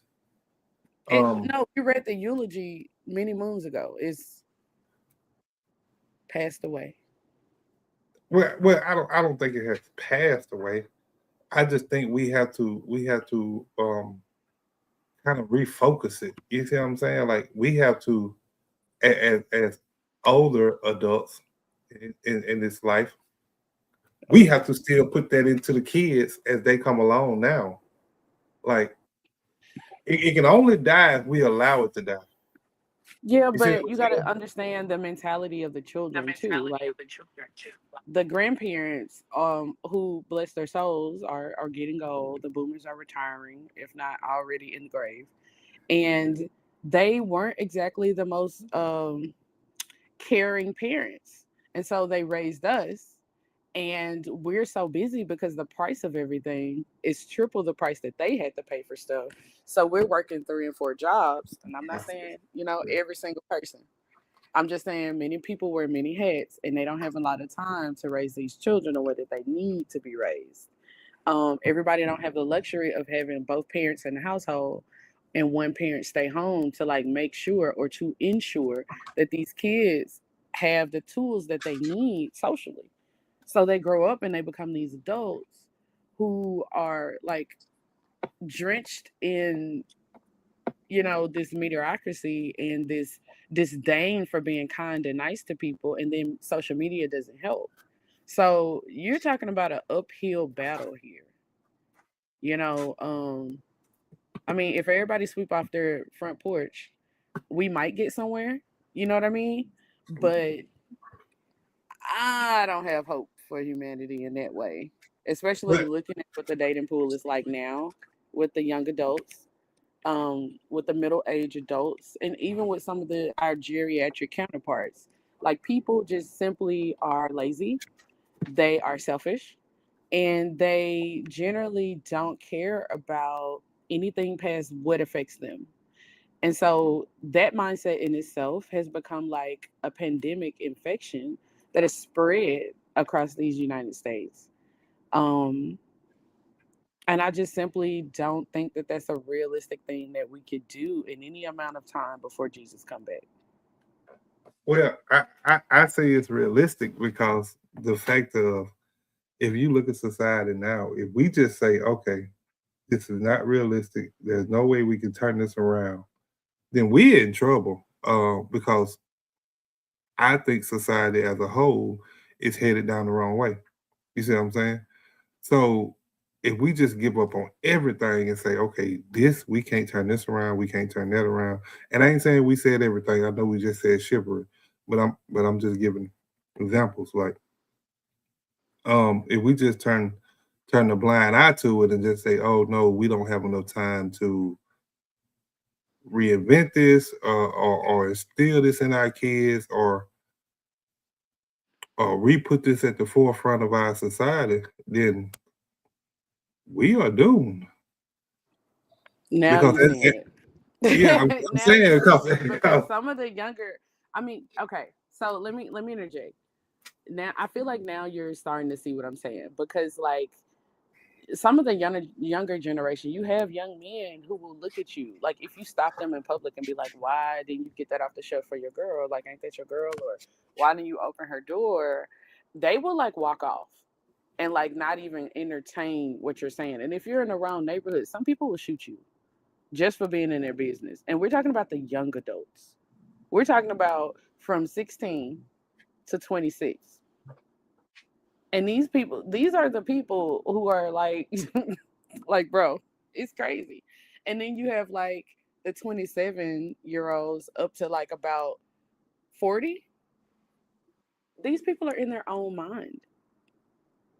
Like they don't really care. They're basically a tree that needs to be hacked down. And I'm saying that is like let's think of an analogy like if you have twigs and branches, you can bend them in the right direction, right? But a tree you would have to cut down. Have you ever heard the phrase like you can't teach an old dog new tricks? Like, you know what I'm saying? I feel like it's a situation like that because the mentality is so static. it's in Hmm. hospice for sure. What she talking about the chivalry? I am Aries, or you talking about Yeah, in the chivalry? hospice Oh, for okay. sure. Yeah. Okay. 6 months to live because I mean, I just absolutely agree with that. Like it's not here. I feel like we read the eulogy for that like many moons ago. It's gone, you know. And the only people that participate in chivalry are the people who, the lawyer contacted and was like, "Hey, here's your part of the wheel." That's very few people. Most of the world don't see the wheel. You feel what I'm saying? Like so. Right. You Right. know, I'll say this, and I might be out of tune. What? Sometimes people look at social media relationships, Mm. and Hmm. when they look at social media relationship, and I don't, and it was this. I'm just gonna say I saw an example of this preacher, and they were saying that this preacher was sweet and everything, but the wife clapped back, and she like, just because he acting that way on social media, that's not the way he act at home. He's not like that. But then you start digging into this social media stuff. Men's come in, men's get aggressive. Um, it's on one man came in and he was doing everything right, God, doing good. The next year come around, he started getting verbal. They started finding out more about him. He changed and just totally changed. And she like, I thought he was all there. Everybody thought he had a good image, but it's like these social media thing that it put out there to people to see. They don't know the whole story behind it. Right. Rappers and What's these the young guys, validity of young, that? yeah, the young generation, they see all these rappers got all these girls and this and yeah, this and this and this, but that's what they put out there for social media. But they don't see them behind closed door because closed doors, she's like, hey, you ain't doing. She one of the things. So the dating pool, I was talking about the dating pool. Everything has changed, and lots of time, men don't. Don't be men's. You know, I went to my favorite restaurant, and I'm sitting there, open the door for this lady to go in. My person I was dating go in and everything, and the girl looked back at me. The other girl looked at me. She's like, "My man didn't open the door for me." He's like, "Hey, you should get." No, it's just a little thing that these young generations like, "Hey, I ain't doing that. You gotta get your own door." Come on, bro. Come on.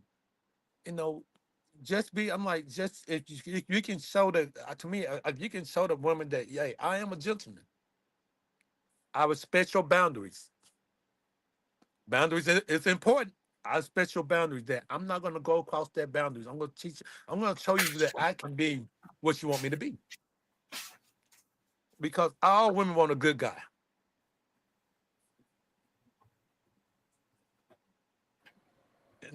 All women want I'm a all women want a woman, good and I guy. don't want a good guy.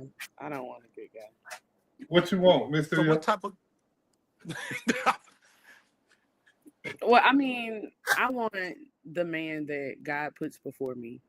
And because sometimes the devil send good men to women with purpose, and a good man can destroy a woman with purpose. Like, if I'm gonna be married, that our purposes and our callings should align and complement each other. And a good man that the devil may have sent, he might have a totally different agenda for me. And so I stay away from good men, because a lot of times they pull you away from God. You know what I mean? Like, that's been my experience, and like, it's not nothing wrong with certain people, if that's what you want, right? There are women out here who want a good man, but that's not what I desire personally. Okay. I like what you Yeah. said. Oh, that man that is kind of that man that is for you. I understand that. Um, some say I want a godly man. I've seen that too. I want a godly man, but even that godly man can be damaged. Till you get Right. one. Absolutely. Even that godly man Absolutely. to be Because damaged. every godly Even man is not for me. You know what I'm saying? Like, yeah, just because you know your scriptures and you read the word, don't mean that our purpose and calling can be, suitable for each other. We might not be equally yoked, Huh. because if you have a purpose to evangelize, and God called you to go across the pond to Africa, and to do X, Y, and Z, and you're gone all the time, and that's not my calling or my purpose, right? Like, to support a man like that means you're going to be away. What if I'm also a woman who don't want to be separated from her husband, you know? So, that's just not going to match. So, I mean, yeah, that doesn't mean anything to me. Because the devil can quote scriptures. Hey, you right about that now. The devil can definitely quote A scripture. man got to go through Jesus to get to me, but that's the only way. You can't trick the Holy Spirit, like, at all. You cannot Right. trick God. Yeah. God would always bring it to the light. And if you walk in, upright and righteously, and you're being obedient to the best of your ability, God loves you. You always have warning before destruction every single time. And that goes with anybody. Now, whether or not you pay attention to the warning, that's your own doing. But if you're right. being obedient, you can hear the voice of the Lord. He's going to let you know, like, hey, something's about to happen. You may want to pay attention. Or, hey, this person, depending on what your relationship is with God, like, he might even tell you, hey, no, stop. I do not like this person talking to you. Please stop talking to this person. And that'd be like a direct command from God. So, like, I've had that happen, So, I mean, that don't mean anything. Just because a person can, not to me, right? But for some women, that might be what they need. They might need that kind of leadership of a godly man, right? To get them a step closer to who their husband is supposed to be. Right. Hmm.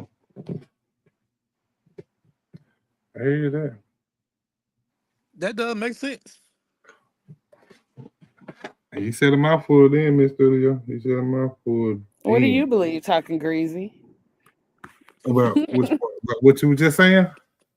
Absolutely.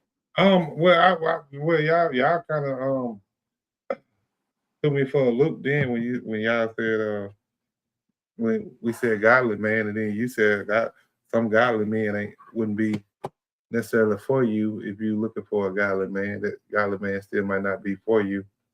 Like y'all kind of confused me on that one because I thought long as it's a godly man, then I think, and you're a godly woman, I feel like that should intertwine with each other. Like it should work.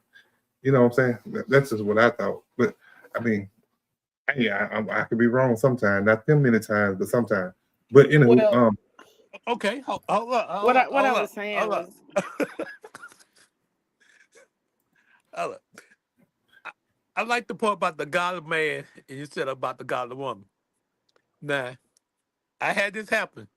A godly woman gave somebody some money, and I'm like, hey, that person don't need no money. Why are you giving him some money for? I just want to bless him. He don't need to be the blessing.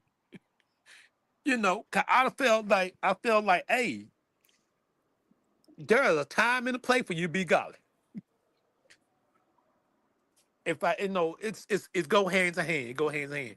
But as you were saying, I like what you were saying. Some women want a godly man, but they don't really want the godly man. If that makes sense. mm, I like what you bring to the table. I like what you bring to the table. I like your image. A person told me the other couple of months ago, she like, I don't need you to be godly at home. I need you to be godly outside the streets, in the streets. I said, what you mean? Don't bring God in the bed. okay. So let me clarify, if I can. Go Let ahead. me clarify. Let me did clarify. that in studio? Because the first thing I want to say is having sex inside of a marriage is actually worship to God. The second thing I want to clarify is we were talking about a good man in relation to men in general, and then godly was Yeah. brought in too. So let's go back to good men. So like a good man Okay. without spiritual depth can still destroy a called woman. Like what I'm saying is like a kind man who lacks revelation can still mislead you. A supportive man who lacks spiritual maturity can still hold your destiny hostage. A respectful man who has no spiritual backbone can still become the doorway to warfare, because marriage is not just two bodies becoming one. It's two spirits becoming one. It's two callings intertwining. It's two destinies merging. It's two altars joining. Because you don't just marry his personality, you marry his prayer life, you marry his spiritual history, you marry his convictions, you marry his strongholds, his discipline, his weakness, his family altars, his demons, his silence, and you marry his inability to carry you spiritually. So a baby Christian is not a bad man. It's just that he's not a prepared man. And you can be a good man and still be unequipped as a husband. You can be a good man and still be a poor covering. You can be a good man and still be spiritually blind. You could be a good man and still be unable to defend your home from warfare. And so that's what I'm talking Right. about when I say I don't want a good man, because I'm already walking in my purpose and my calling. You see what I'm saying? And the devil can bring a good man to a woman with purpose to destroy her. And so then we start talking about a godly man. Well, yeah, a godly man is much better than a good man, because if that man is in God, if he is in Christ, Christ is going to work him, change his heart. You see what I'm saying? He can hear God, right? But godly men who are not for you, and that's why you should probably be gracious about this. You probably should pray with that godly man to see if he's for you, because God will let you know if he's for you. That might be somebody else's husband, that godly man. You see what I'm saying? And Right. he might be it might be something there which you have to teach him so that he can get to his wife, or vice versa. You see what I'm saying? Mm. I'm Right. talking about being equally yoked. You see what I'm saying? And so when people date and they don't have a vision, a direction, clarity, that tells me everything I need to know about them. It's very But easy Miss if Studio, you're can not a they have lonely both? person. Can I have both of what? Can they have can they be a good man and a godly man all together? And no, that'll be equal to a perfect man, but nobody perfect but God. But What if they got both? They good and godly. Well, you need to be praying. That woman needs to be praying. That man needs to be praying. They might need to pray together. You know what I'm saying? To see if they're a good fit for each other. Because um, if you a godly man and you have poor like standards or you bad with money, you know what I'm saying? You also need to be an obedient man. Because obedience is what makes you good or not, right? Mm. It's not just the pleasantries of, oh, this man is chivalrous, or oh, this man has money, or oh, this man looks nice. You know what I'm saying? We're looking at things that, a body count can't tell you. I need to know how much honesty, integrity, um, commitment to, certain things that he has. And that takes time to find out, but you have a shortcut, right? You could go through Hmm. the Holy Ghost and ask him. You could consecrate your life and ask God, and that'll shorten the time very quickly so you're not wasting years with somebody who could possibly destroy you or who will destroy you because it's inevitable. Just like the Bible say, you can't take a mule and then an ox and put them on the same, you know, like Right. it won't work. It won't work. If they're hoisted together like that, side by side, one of them is obviously bigger and stronger than the other one. So the bigger one is going to be carrying all the weight spiritually. So, I Mm. mean, you see what I'm saying? So that's not equally yoked. And people they don't think that far ahead, or they don't realize that, or maybe they do realize it and they don't know what to call it. It's called wisdom and discernment. It's called opening up your Bible and setting boundaries to these people. And it's called paying attention to the red flags. You know what I mean? It's like, Uh-huh. it's none of these things that we're talking about on this podcast are like things that should be ruining your life. You know what I'm saying? Like, the purpose of talking greasy, I think, is to like bring light to like people who may have not seen it that way. Right. And so that's all I'm saying. It's like, maybe if you consider a different way of a different perspective, maybe, things would be a lot easier. Well, I ain't gonna say easier, I'm gonna say simple, because some things that's worth having, they not easy. But it's simple. It's very simple. So back to the subject, and to answer your question, yeah, that could absolutely be possible. Well, I'm gonna say probable. That can absolutely be probable. A godly man who is also a good man. But the question remains, in that situation, is that man equally yoked with this woman? Is he for her? Is she for him? Because like nobody, like you said, nobody's gonna be perfect, right? Hmm. Not one person. But as a woman being like the weaker vessel, there is some nuances that man as a leader can tweak inside of his wife when she becomes his wife. So you have to be malleable, woman of God. You have to be a leader, man of God. You have to be obedient, people of love, of God. Like, you have to. That's the only way you can like skip the line. You know what I mean? I mean, but some people Hmm. like waiting in line, in long lines out down the street, out the door, around the corner, and they like wasting their time. And they like putting up with all the drama because some people can't live without drama. But I'm not one of those people. Me personally, I feel like, and I hate to see it saddens me to see other people having to go through stuff like this when the answer is so simple, right? It's not Right. easy, but it's simple. So that's all I wanted to say about that. Okay. I always say, I like what you said. My thing is, um, when you brought up the equally yoke, that's a good point. Sometimes that woman may not be the right one for you. Or sometimes she just y'all got to grow together. You know, where I'm weak in, maybe she's strong in somewhere. You know, that we can combine ourselves and grow together and come and might join and to be equally, you know. Because lots of women, they like, I want a good man, but I want a godly man. I don't see that on a lot of dating sites. I want a godly man, but how much godly do you want him to be? Well, the question is not how much godly you want him to be. The question is, which God do he serve? That's the question. Is he serving the God of mammon? Is he serving the God of lust? Is he serving Leviathan, the pride spirit? You know, is he, you know, like that's the wrong question.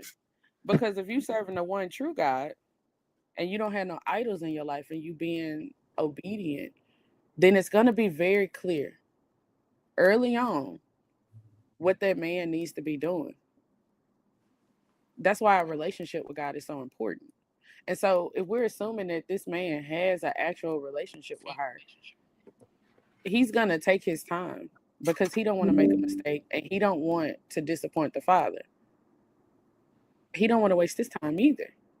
You see what I'm saying? Mm-hmm. So I mean, and then you have to look at the woman.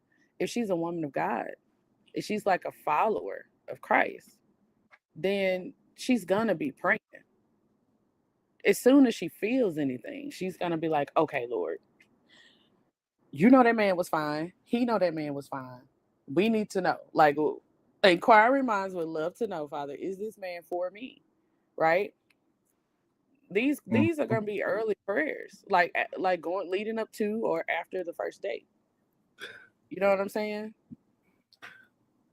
So I got a question since you brought up unequally yoked, right? Yes. So is it possible to start unequally yoked and then become equally yoked? Ooh, that's a question right there. Yeah, that is a very good question. Um, and to answer this question, I would need a little bit more clarity for the man or for the woman. I mean, well, it will be both of them, right? Because both of them have to be equally yoked together, right? In the emphasis that we talk about, right?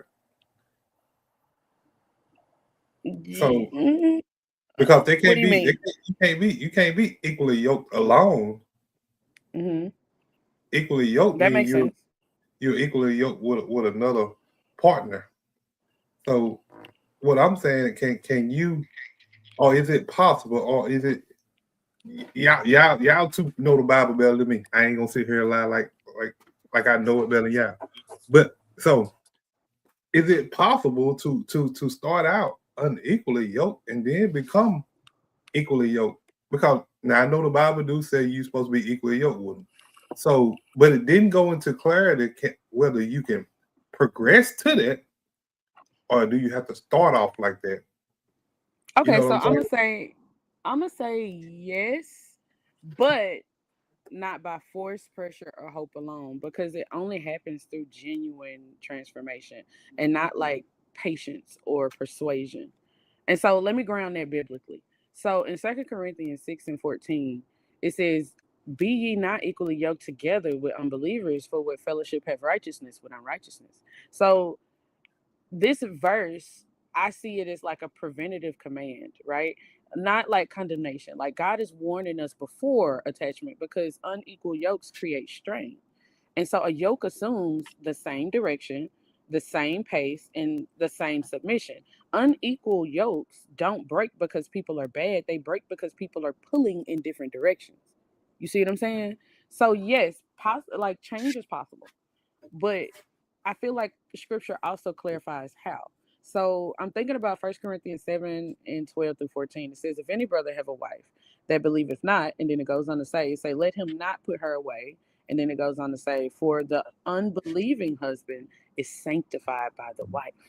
Right? So that tells us that God can work within unequal situations, that salvation and growth are individual choices, and change is not guaranteed, but it's only possible. You see what I'm saying? And so you would see this in real life in situations to where one person was saved and another person wasn't. They got married and then they learned to love each other later throughout the marriage. They're together for 25 years. You know what I'm saying? So like But in the scripture, Paul is addressing people already married, not dating. So that distinction matters, right? So, like, I think that God changes hearts, but the partners don't. And Ezekiel, I think it's 36 and 26, it says, a new heart also will I give you.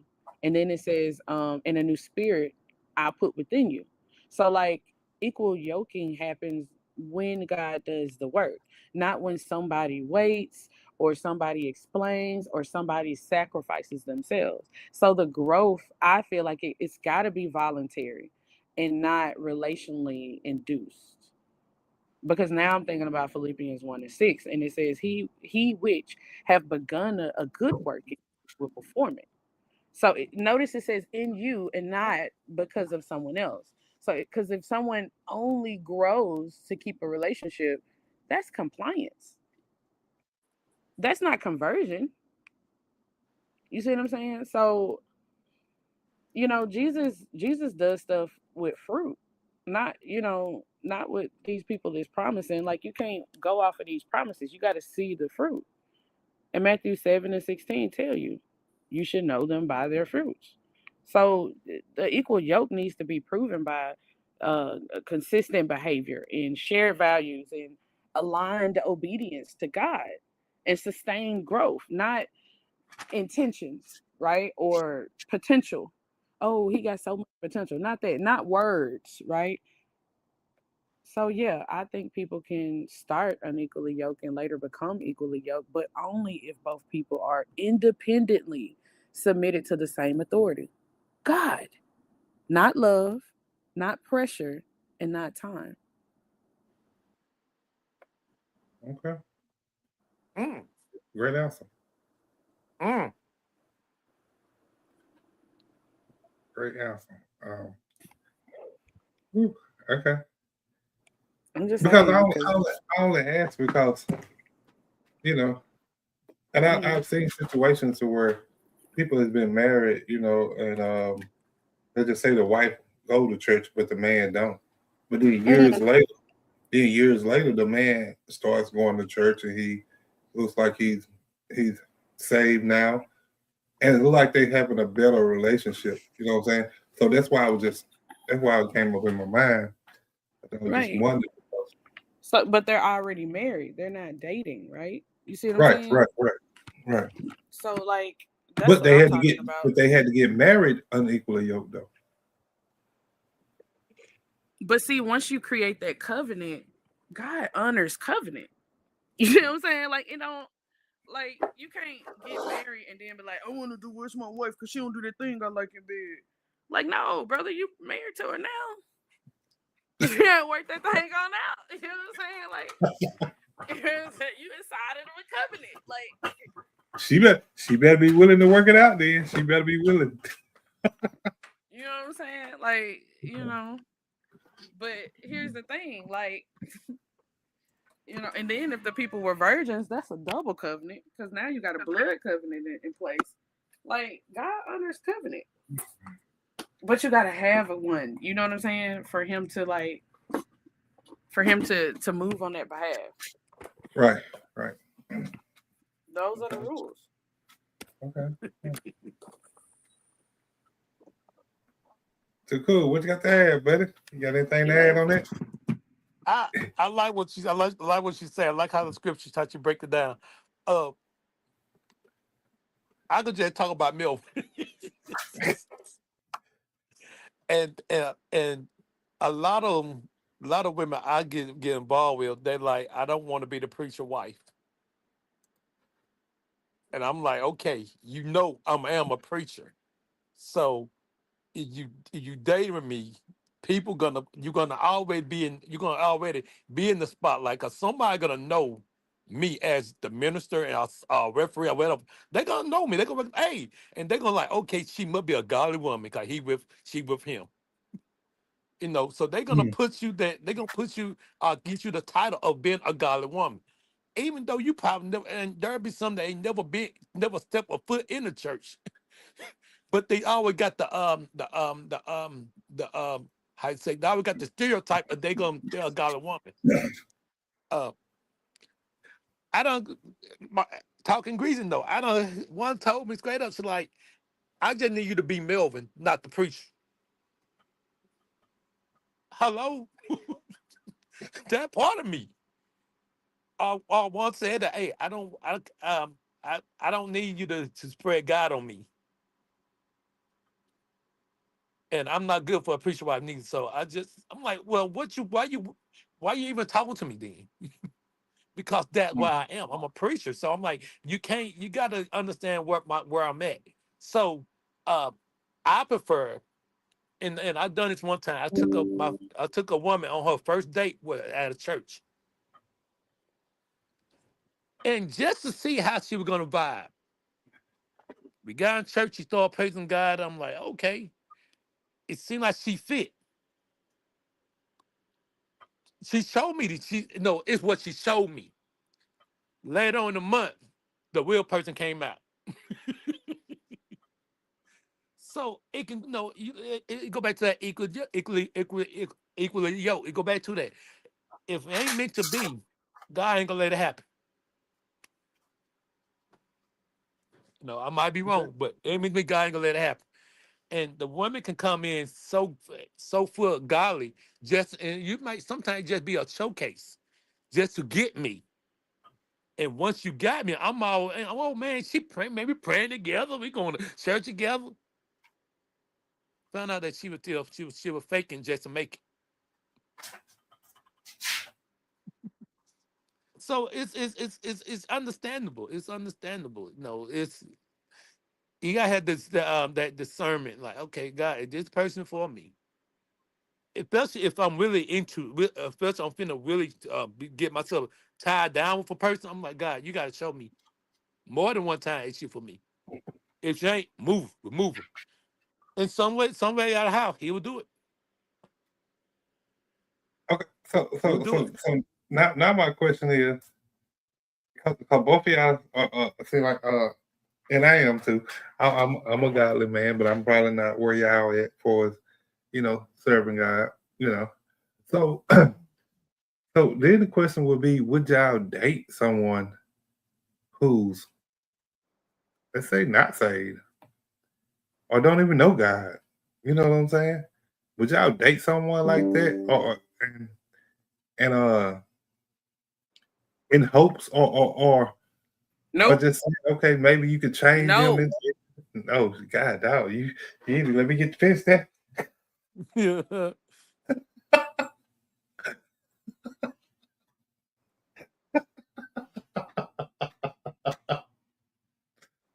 But hold on, cause what I'm saying, like, okay, if we serve God, like, wouldn't God put you in a position to let's just say bring somebody else's soul to Him?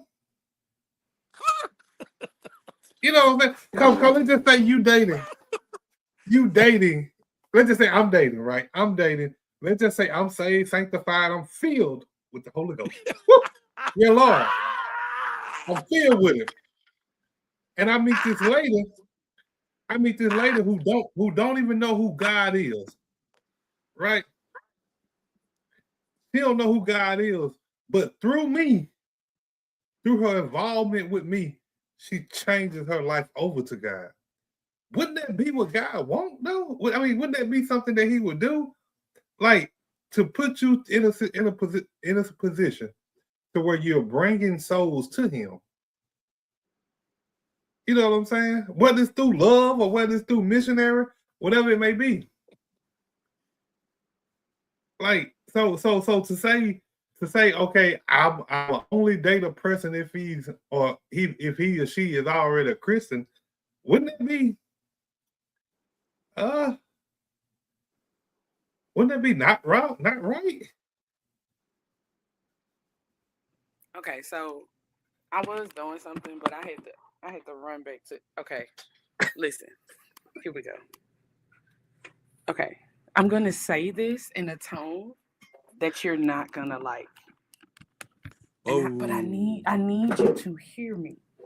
Okay, I need you to understand so desperately Yes, I believe God can use anyone to reach anyone. Dating is not evangelism. Okay? Yes, God can absolutely use relationships to draw people to Him.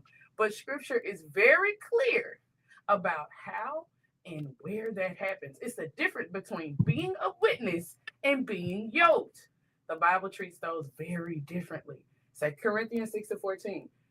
Be ye not equally yoked together with unbelievers. It's literally a sin. It's not about arrogance. It's about direction. Yoke assumes this But shared submission, the but value, the obedience. Dating is not a neutral ground. It's a bond forming process. Do you understand what I'm saying? Like, but to your point, now, even if I meet this woman and I marry her, to your point, God honors covenant. yeah, once you So marry her, yeah, once yeah. you So marry her, so if I marry her and she knows nothing about God, but then in return she's changed her life to if you God. marry her and she knows nothing about God and you believe in God and follow his commandments you have just seen, but God will still honor the covenant. You need to repent for that on your wedding night. Do you understand what I'm saying to you? Because how do you know the reason? Okay. Oh my goodness. 1 Corinthians 7:39.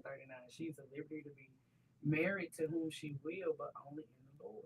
Paul clarifies the boundary. Mark 1:17. Follow me, and I will make you fishers of men. Jesus said to these people out to fish, not to get in the water and become attached to the fish. You don't yoke yourself to the mission field. You go in anchored and come back obedient. You see what I'm saying? And what we were saying about like what Paul said, like only in the Lord. It's not symbolic language. This is instruction. Evangelism is not listed as a reason to choose a spouse. I'm just in my Bible, it's not. That's not a reason. Oh, I'm out here fishing. I'm a fisherman, and this person who believes in, I don't know, name any random idol here, the Vikings is my wife. What?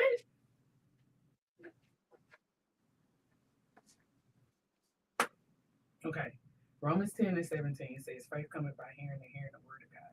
Not by romance, not by intimacy, not by emotional like bonding. God uses truth, not attachment, to save souls. You see what I'm saying? Here's the heart of what I'm saying. I don't date unbelievers because my role in dating is partnership, not conversion, right? God can use me as a witness without forming a soul tie. I do not have to sleep with these people that I'm dating. As a matter of fact, me personally, I have a rule: no kissing, no sex.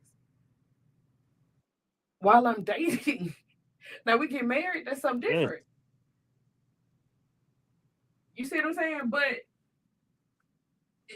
that does not practically, when you date an unbeliever, hoping to bring them into God, your faith becomes negotiable.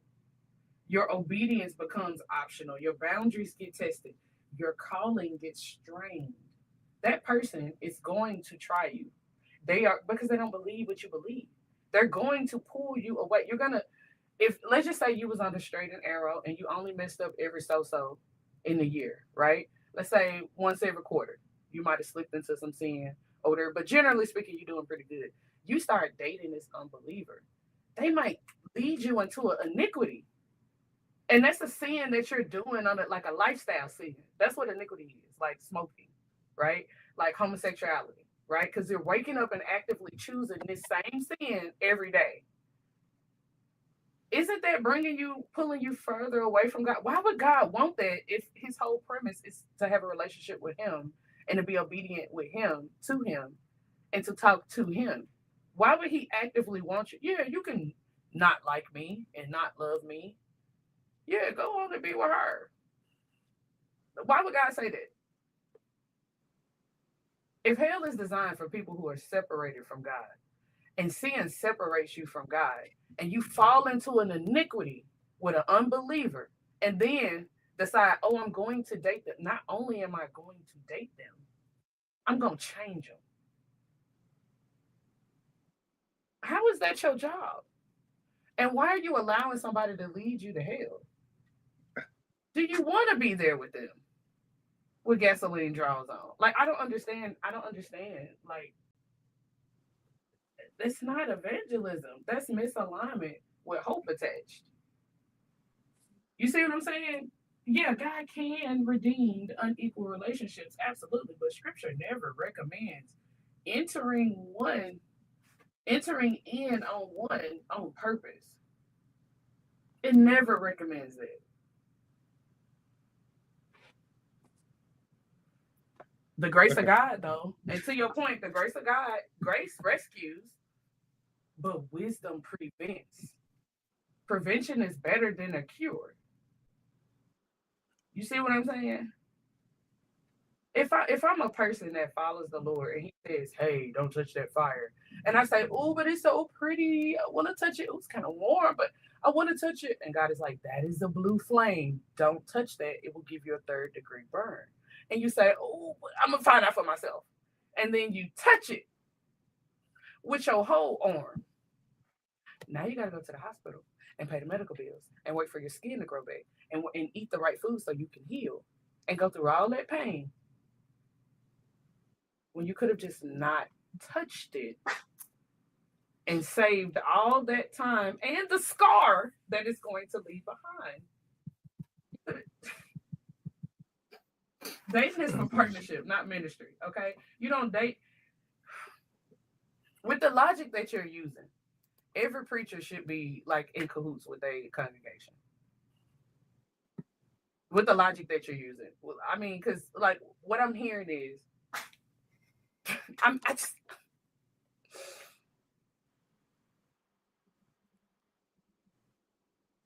let me stop. I'm getting riled up. I mean, I was just asking. I'm just saying, calling someone to Christ doesn't require dating them, bro. That's all I'm saying. Please. God doesn't need me to compromise my obedience to save somebody. Because if God needs me to compromise my obedience to save someone, then He's contradicting His own word. And He literally does not do that. And the way that I know is because the word says He doesn't lie. And if He did, nothing would actually exist anymore. So the fact that we're here right now, existing, mean that God has never lied. Like, I mean, it don't get no simpler than that. So, I mean, that's all I'm gonna say. That triggered me, bro. I wasn't trying to trigger you. I apologize. I was just. Please don't do that. Please I don't thought do it was. people. I'm scared for your soul. Please don't ever. Please. You find out somebody hates the Lord, you drop them quickly. Okay? Because if you are a believer, the spirit that resides in them and the spirit that resides in you are not the same. You see what I'm saying? Yeah. And the strongest altar wins. So if they're more disobedient to God than you are obedient, you will fall quickly. And they're going to take you down through there. Please.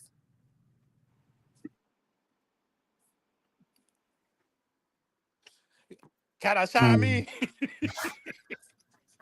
Go ahead. The studio done took me down through there. So. Yes, you did. Yes, you did. Yes, you did. I like what she was saying, though. I like what she was saying, though. And I understand where you come from, because see, a lot of women ain't really saved yet, and you don't want to, and for me, I'll always talk from my point of view. And for me, when you meet me, you're gonna know that I am a man of God. I'm a preacher, so I'm like, and you know that I'm like, okay, I'm going to church Sunday. I'm gonna be in church on Wednesday night. I'm gonna pray. I'm gonna read my Bible. I'm gonna study. I'm gonna be in all. I'm gonna be in the Word. I'm gonna minister. I'm gonna evangelize. I'm gonna stop and talk to people. I might just stop in the middle of Walmart and pray for them. If you ain't down with everything I come with, it ain't gonna make it. We ain't gonna make it. Then you know, and I know where Mitch talking grease is coming from.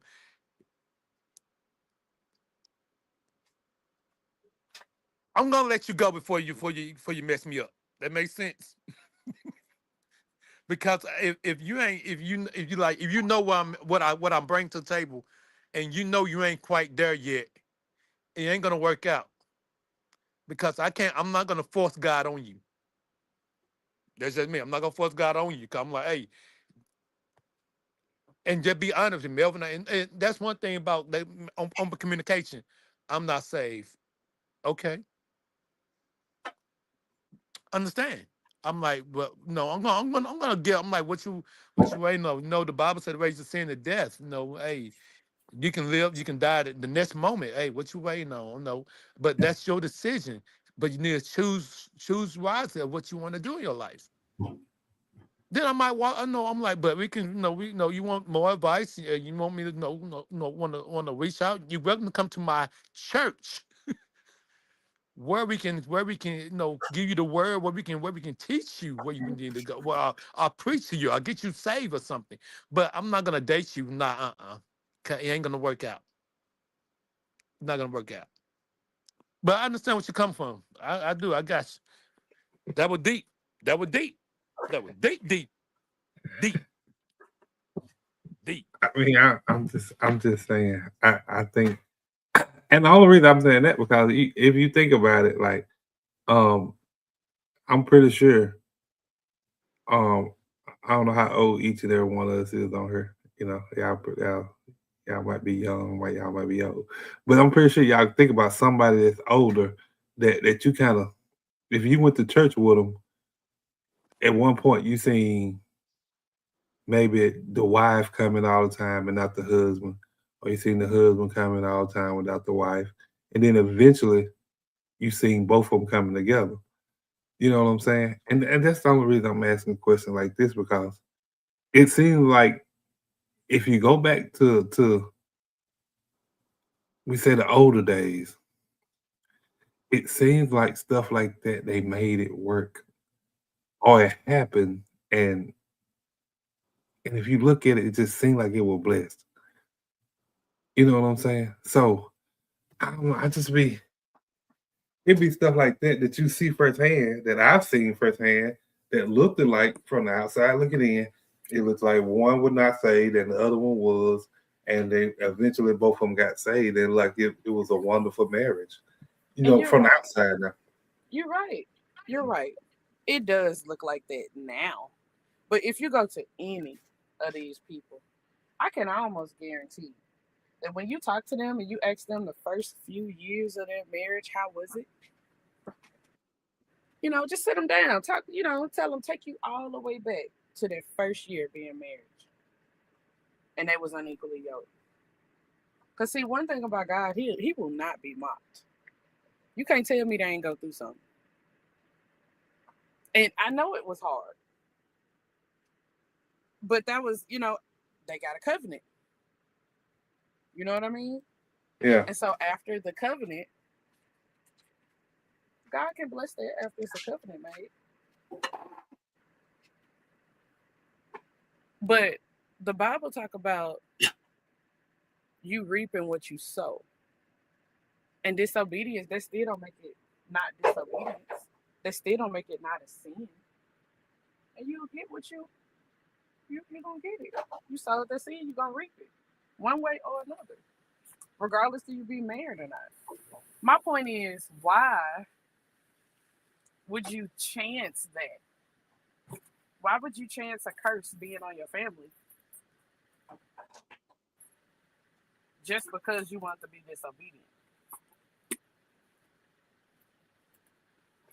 Why would you chance? You see what I'm saying? Because it might not. Some people have generational curses that skip. Some people have things that happen to them, or they got through it, but then their kids were so lucky. Yeah. You see what I'm saying? Why would you? Why would you want to even chance all of that? Like, yeah, I'm just gonna be with this person regardless of what happens. Think it be. Why you just want? It's easier to just wait until they get saved. Like that way, you could be in obedience. You're not bringing any unnecessary curses on your family or your future children or the previous children that you already have, if that's the case. You know what I'm saying? And you could go into the marriage on a clean slate. Why would you like? I guess some people say jinx it in that way. Why would you do that? Like that don't make sense to me.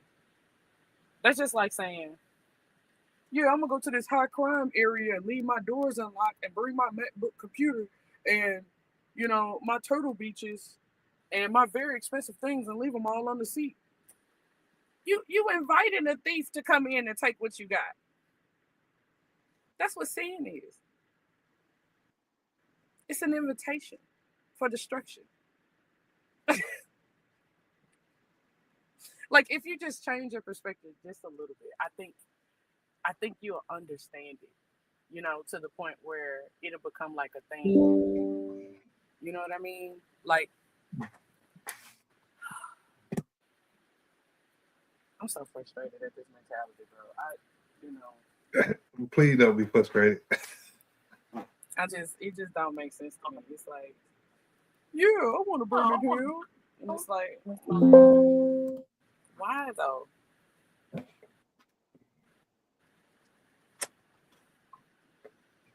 I'm not saying I want to do it. I just thought it was a great question because of all the things that I've seen in my life. You know what I'm saying? Mm. But this is not the first time that you said this. You have said this on a few other podcasts too. So that's why I was like,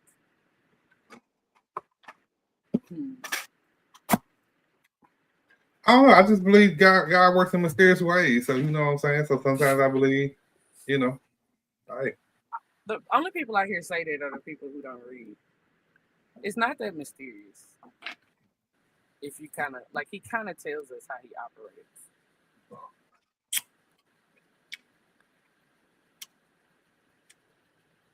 Okay. I mean, I'm not saying you're wrong.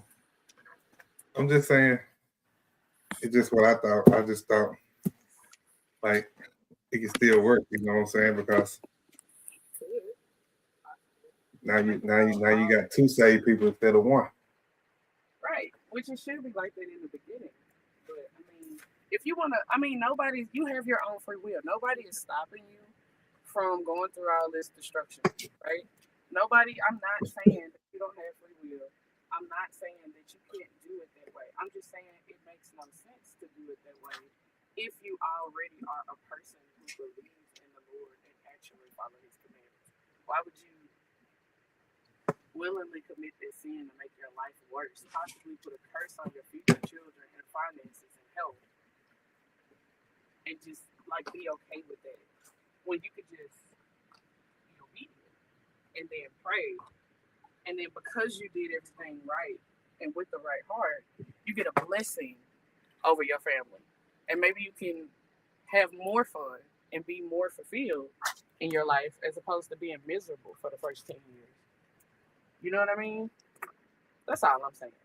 Like it doesn't make sense to me. If go ahead. Well, I'll say I get where both of y'all coming from, and I don't seen it happen many times that a couple will get married and they marry unsaved, and they've been going to and we still today you still got couple that go to church but not saved. They're not saved, but then it'll amaze you when they come to the altar to get to be saved as a couple, and you're like, hey, y'all were in church. Y'all in church a long time, but then and then coming from the other point of view, I don't seen a man that been going to church, but he thought that woman was saved, but he never asked her what her religious status was until they got in church and said, and he's surprised she come up and get saved. And you now you got a whole you like, no, we praising God for her, but he got confused. Look like, hey, I thought you were already saved. Once again, that communication line, that communication of asking, And me, I'm you date me. I'm like, hey, I'm gonna ask you, what's your relation with God? Now you can tell me like, and what the woman told me, she's like, I know him. I know all about him, but I'm not ready to fully to give myself for him. And I understand that. I said, well, and I just say something. I'm like, well, life is short. You got to choose. You got to make a choice. Life is short, but I'm like, I'm letting you know where I'm at, where I stand. I'm a preacher, and I go to church Sunday. I'm like, I love God, so I'm like, this might not work. It probably ain't gonna work out, but we can still be friends. I why push that pressure on me or on her? Just that's once again that communication is necessary to like just like, hey, what's your relationship with God? Cause it's a whole bunch of say that I love God and they will go to church, but they still not saved. They know of him, but then don't know him. And that's a different. They know of him, but don't know. I heard about him. I know about the Bible. And there are lots of them can read the Bible and can quote the scripture, but still ain't saved. So it's one of those things that I'm like, that's one of those things that it's one of the questions that you gotta ask in the dating realm. You gotta ask, like, hey, ain't no harm in asking. With me, I'm gonna ask. We're gonna sit at the table. I'm like, hey, let's talk. That is a conversation piece. What's your relationship with God? Okay. Okay. Then they'll tell you my grandfather was a preacher and my dad was a preacher. You're like, okay. That's good for them. What about you? What's your relationship with him? Well, I pray in the morning. Yeah, that's great. But what's your relationship with him? Do you got a personal relationship with him?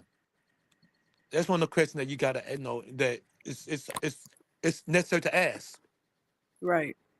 And that's and you should not be ashamed. No, you should not be ashamed to ask that question. At the question, you should not be ashamed. And I'm like, if you can't give me an answer, are you like, hey, why you bringing it up? Because I want to know.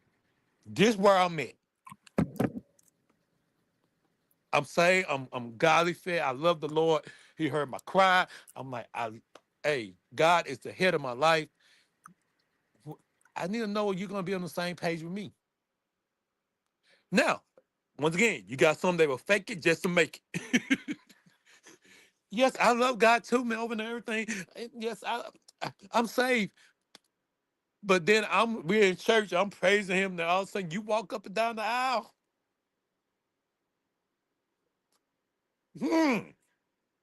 What happened? Maybe she was a backslider, because that happens. Yeah, a backslider. Okay, You that's got to good. rededicate your life. Good point. I like that. Backslider. So there, no, I'm gonna be curious. But there go that conversation again. Thank you, man. I'm so proud of you for coming up. Man. And then she may go to Melvin, let me explain. And I can accept that. I can accept it. Not say she didn't do not say she just not say that she put on, but it's just I can respect that. I can respect your decision. I'm glad you came up. I'm glad you got your business fit. I'm more happier now to know that you got your business fit. Cause now I'm like, okay, God is moving somewhere in the midst of the relationship that you saw yourself. Cause see, he probably tell me, hey, you need to let her go. And all of a sudden, Melvin, she's a work in progress. So, there's chances. But it's one of those things that I'll say you got one of those conversation piece that need to be brought up. And before even late, before I probably want to bring up till the second or third date to see, because there are other questions I want to add before I get to that point. That's my Well, I opinion. disagree. Yeah, I like that. But I don't No. necessarily do it like that. Uh-huh. I'm asking right when I meet you, before a man get my number, where are you with God? Do you know Jesus? I'm not even getting my number out. Because, like, I know you were saying like, and I feel like it's a beautiful thing for two unbelievers to come to Christ together. Like I feel like that's even better. They might have the strongest type of relationship because, you know what I'm saying? Like Mm-hmm. these people are coming through the mud. They both know what it's like to be uncovered, and then for them to experience that covering together as a couple, that's beautiful, right? But we Right. were talking about being saved, and then what you dating someone who's not, and I just feel like that's just like saying I'm sober, but hanging out at the bar every night to help people stop drinking. It's like what?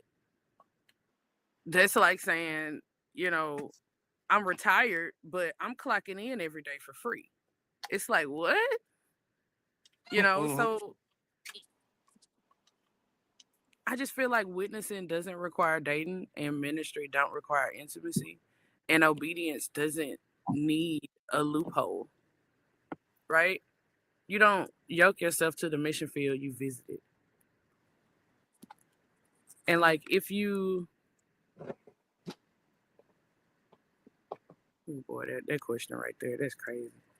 Because it might be people out here who believe that that's okay. And you then have to ask yourself, are you really saved?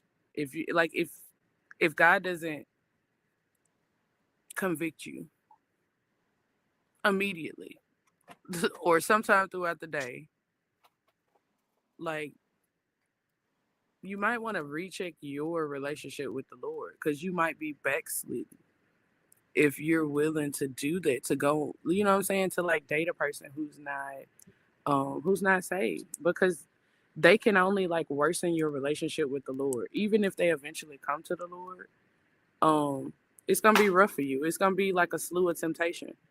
Because it's already hard enough dating. Like if you're a Christian, or I'm gonna say if you follow Christ, and then you meet someone else who's following Christ, it's already hard enough to date like that. Imagine like being with somebody who don't believe and who have different, very different values than you. Like you don't know what you're being exposed to.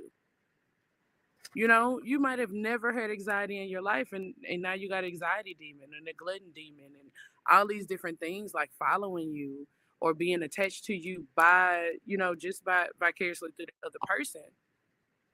And it's unnecessary spiritual warfare. And I think that's why I'm so passionate about this specific topic, because it's unnecessary.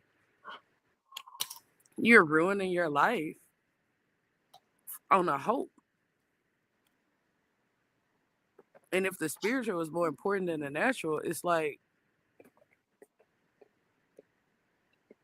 you saying like I'm saved, but I'm trying to build a life with somebody who doesn't believe in the same exit plan.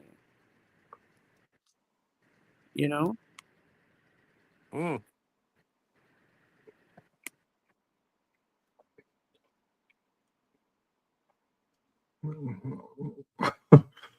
Mm-hmm.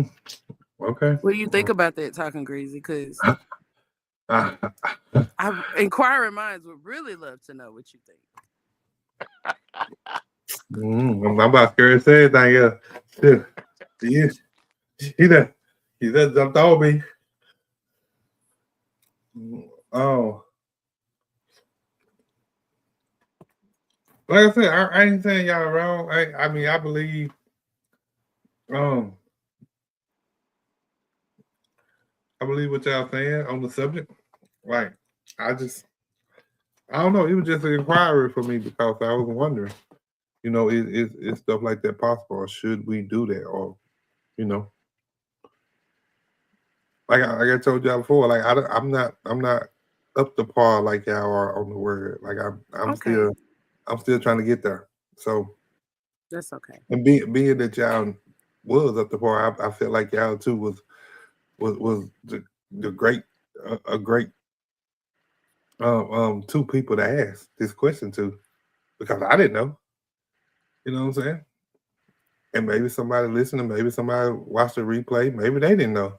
You know what I'm saying? So it just whether it's meant for me or whether it's just meant for somebody else, it's information that's getting out there that you know kind of may help somebody. You know, and some of it helped me because, like I said, I was dumbfounded to it too, because I mean, I thought it was okay. I felt like as long as you're trying to work towards saving souls, that's the missionary. Like that's the goal. You know what I'm saying? It's to Right. praise him and to bring souls to and try to bring souls to the kingdom. Yeah, but You know, that's like saying I'm walking by faith but holding hands with doubt. Like this that's like saying I'm fasting, but I'm gonna taste this food to make sure it tastes good. What? well, You know what I'm saying? Like, let me say this. Let me say this because I do believe that. I do believe that everybody you encounter comes into your life for a reason. yes. Okay. So if I believe that, then I could believe that maybe God sent me this person, not necessarily to your point, not necessarily to marry or not necessarily to be with long term, but maybe He sent me this person to still bring them to Christ in the little time that we dealt with each other. You know what I'm saying? So, so in my eyes, it's still kind of possible, not necessarily to the extent of marriage. You know what I'm saying? But if we just dating and then we become friends and then I help you along the way to become Christ, like then I feel like mission accomplished. You know? I agree, but the reason isn't always to stay, right? So, and I'm happy to hear you say that because I do believe people come into your life for a reason, but the reason varies, right? Some people come to Right. teach you, to stretch you, to expose a pattern, to confirm a boundary, to heal something, to show you what you don't want. You know what I'm saying? Some people come to walk with you long term. The mistake that we make, though, is assuming that that reason automatically means assignment.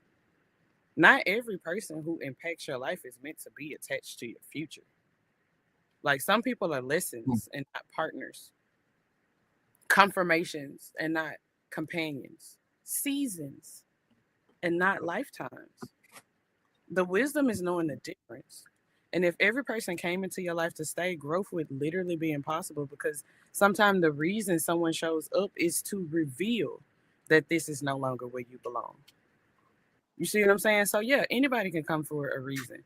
But that reason might be to learn from them or to be released from something or to be loved from a distance. And I feel like discernment is understanding what role they were meant to play or were sent to play, not assuming every role is permanent.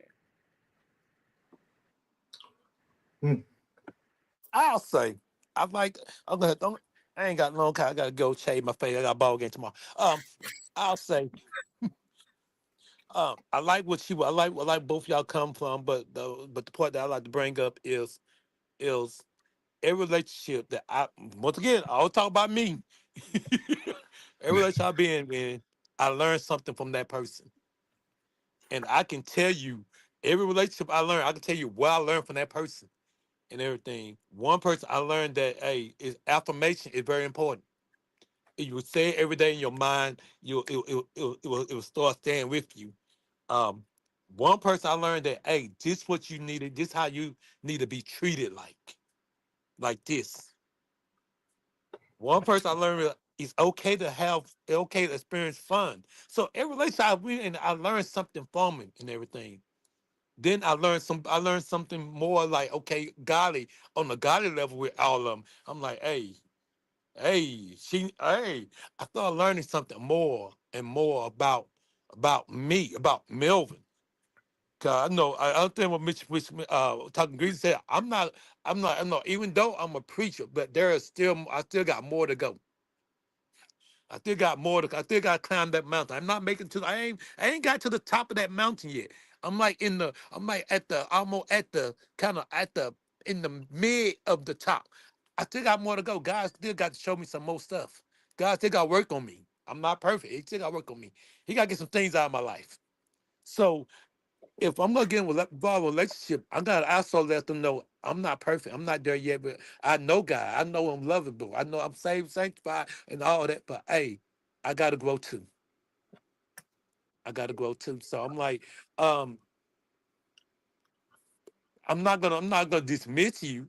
It's just I'm like we can be friends and and not in a relationship. We can be friends, and maybe we can come to Bible study with me and everything. Come to church with me and everything. Because the more I invite you, maybe you will come up to the aisle and get saved and everything, and that still don't mean that I won't want to be with you. Because God probably have not shown me you. He just showed me how to get you where you need to get to. Y'all, that makes sense. To get you where you need to get to. Because everybody come in your life for a reason. And sometimes it just means that person there where you like, hey, I'm guiding you to God. I'm not coming to be in a relationship with you. I'm coming to learn something from you. And most of the time we miss the lesson that God's trying to show us. That's Amen. all I got.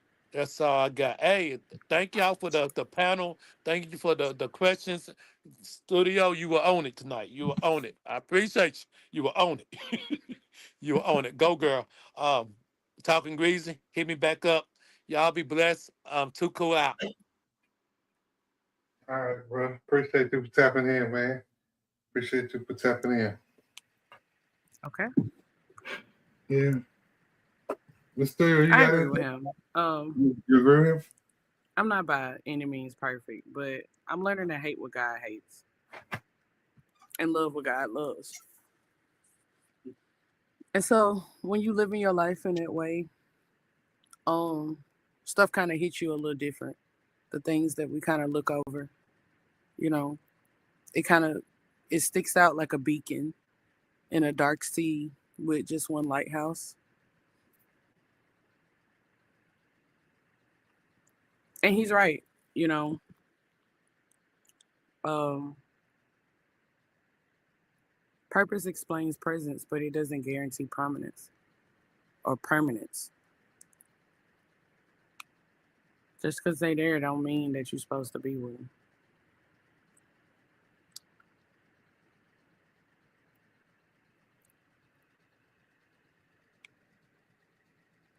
Right. No, I agree with you too. Like, I mean, I understand where y'all coming from or where you coming from with the how you felt about the question and stuff like that, you know.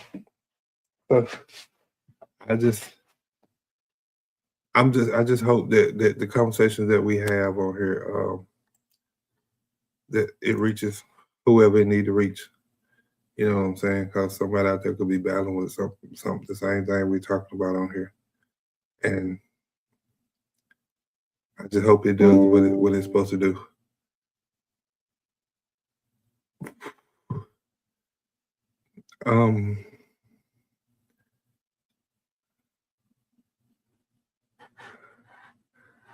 You might have to drop down and come back in the studio if you can't hear me. Normally do that when somebody leave. So, or I can't keep myself. If I keep myself out there, hold up. Let me see something.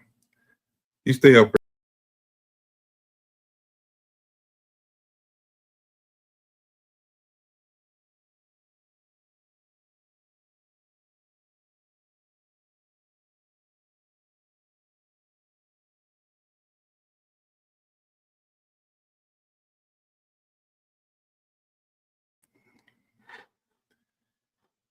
Can you hear me now? Can you hear me now, Miss Studio? Mic check. Yes. Okay. Yes, I can. Okay. Nah, I was gonna take over the show right then. I was like, oh, okay, I'm the You host. could. But nah, like but real, like I respect your knowledge, your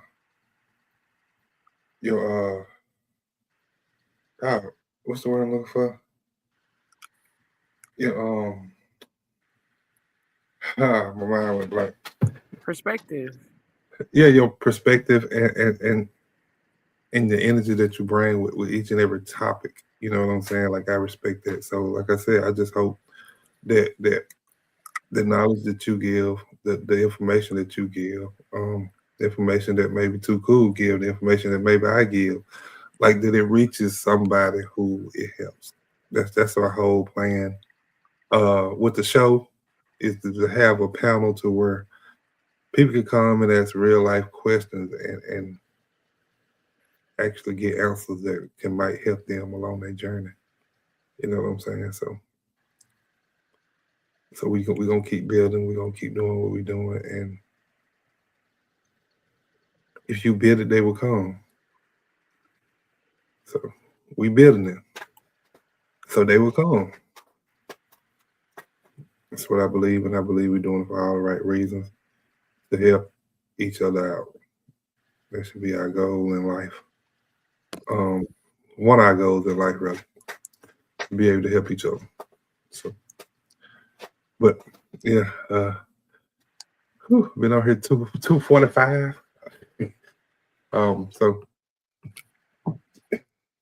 you got anything else you want to say before you get off here, Miss Studio? Appreciate you, for real. I appreciate you and everything you Well, bring thank to us. you. Thank you, Bob. Tonight was really about clarity over fear.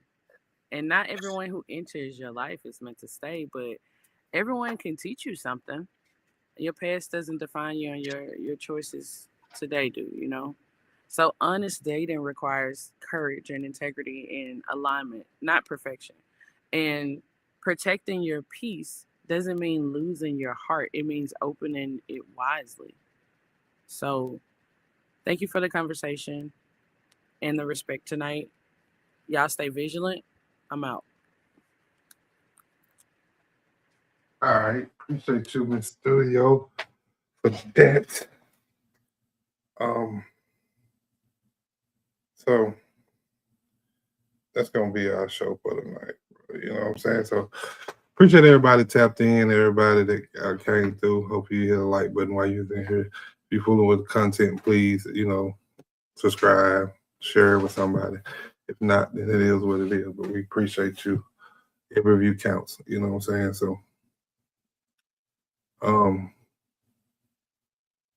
of piggyback off what somebody said earlier. I think Miss Studio said earlier. Sometimes it's just clarity showing up early, and trust me, early clarity is a blessing. You know what I'm saying? If this episode like stepped on somebody's toes, may have opened somebody's eyes even better. You know what I'm saying? But we grown over here. We healing over here, and we telling the truth over here. So if you felt this, you already know what to do. Like it, share it, send it to somebody who needs to hear it. And like I always said before I get up out of here, if you got somebody that you if you got somebody that you love, go talk to them, go tell them, go show them. Cause what somebody's going through,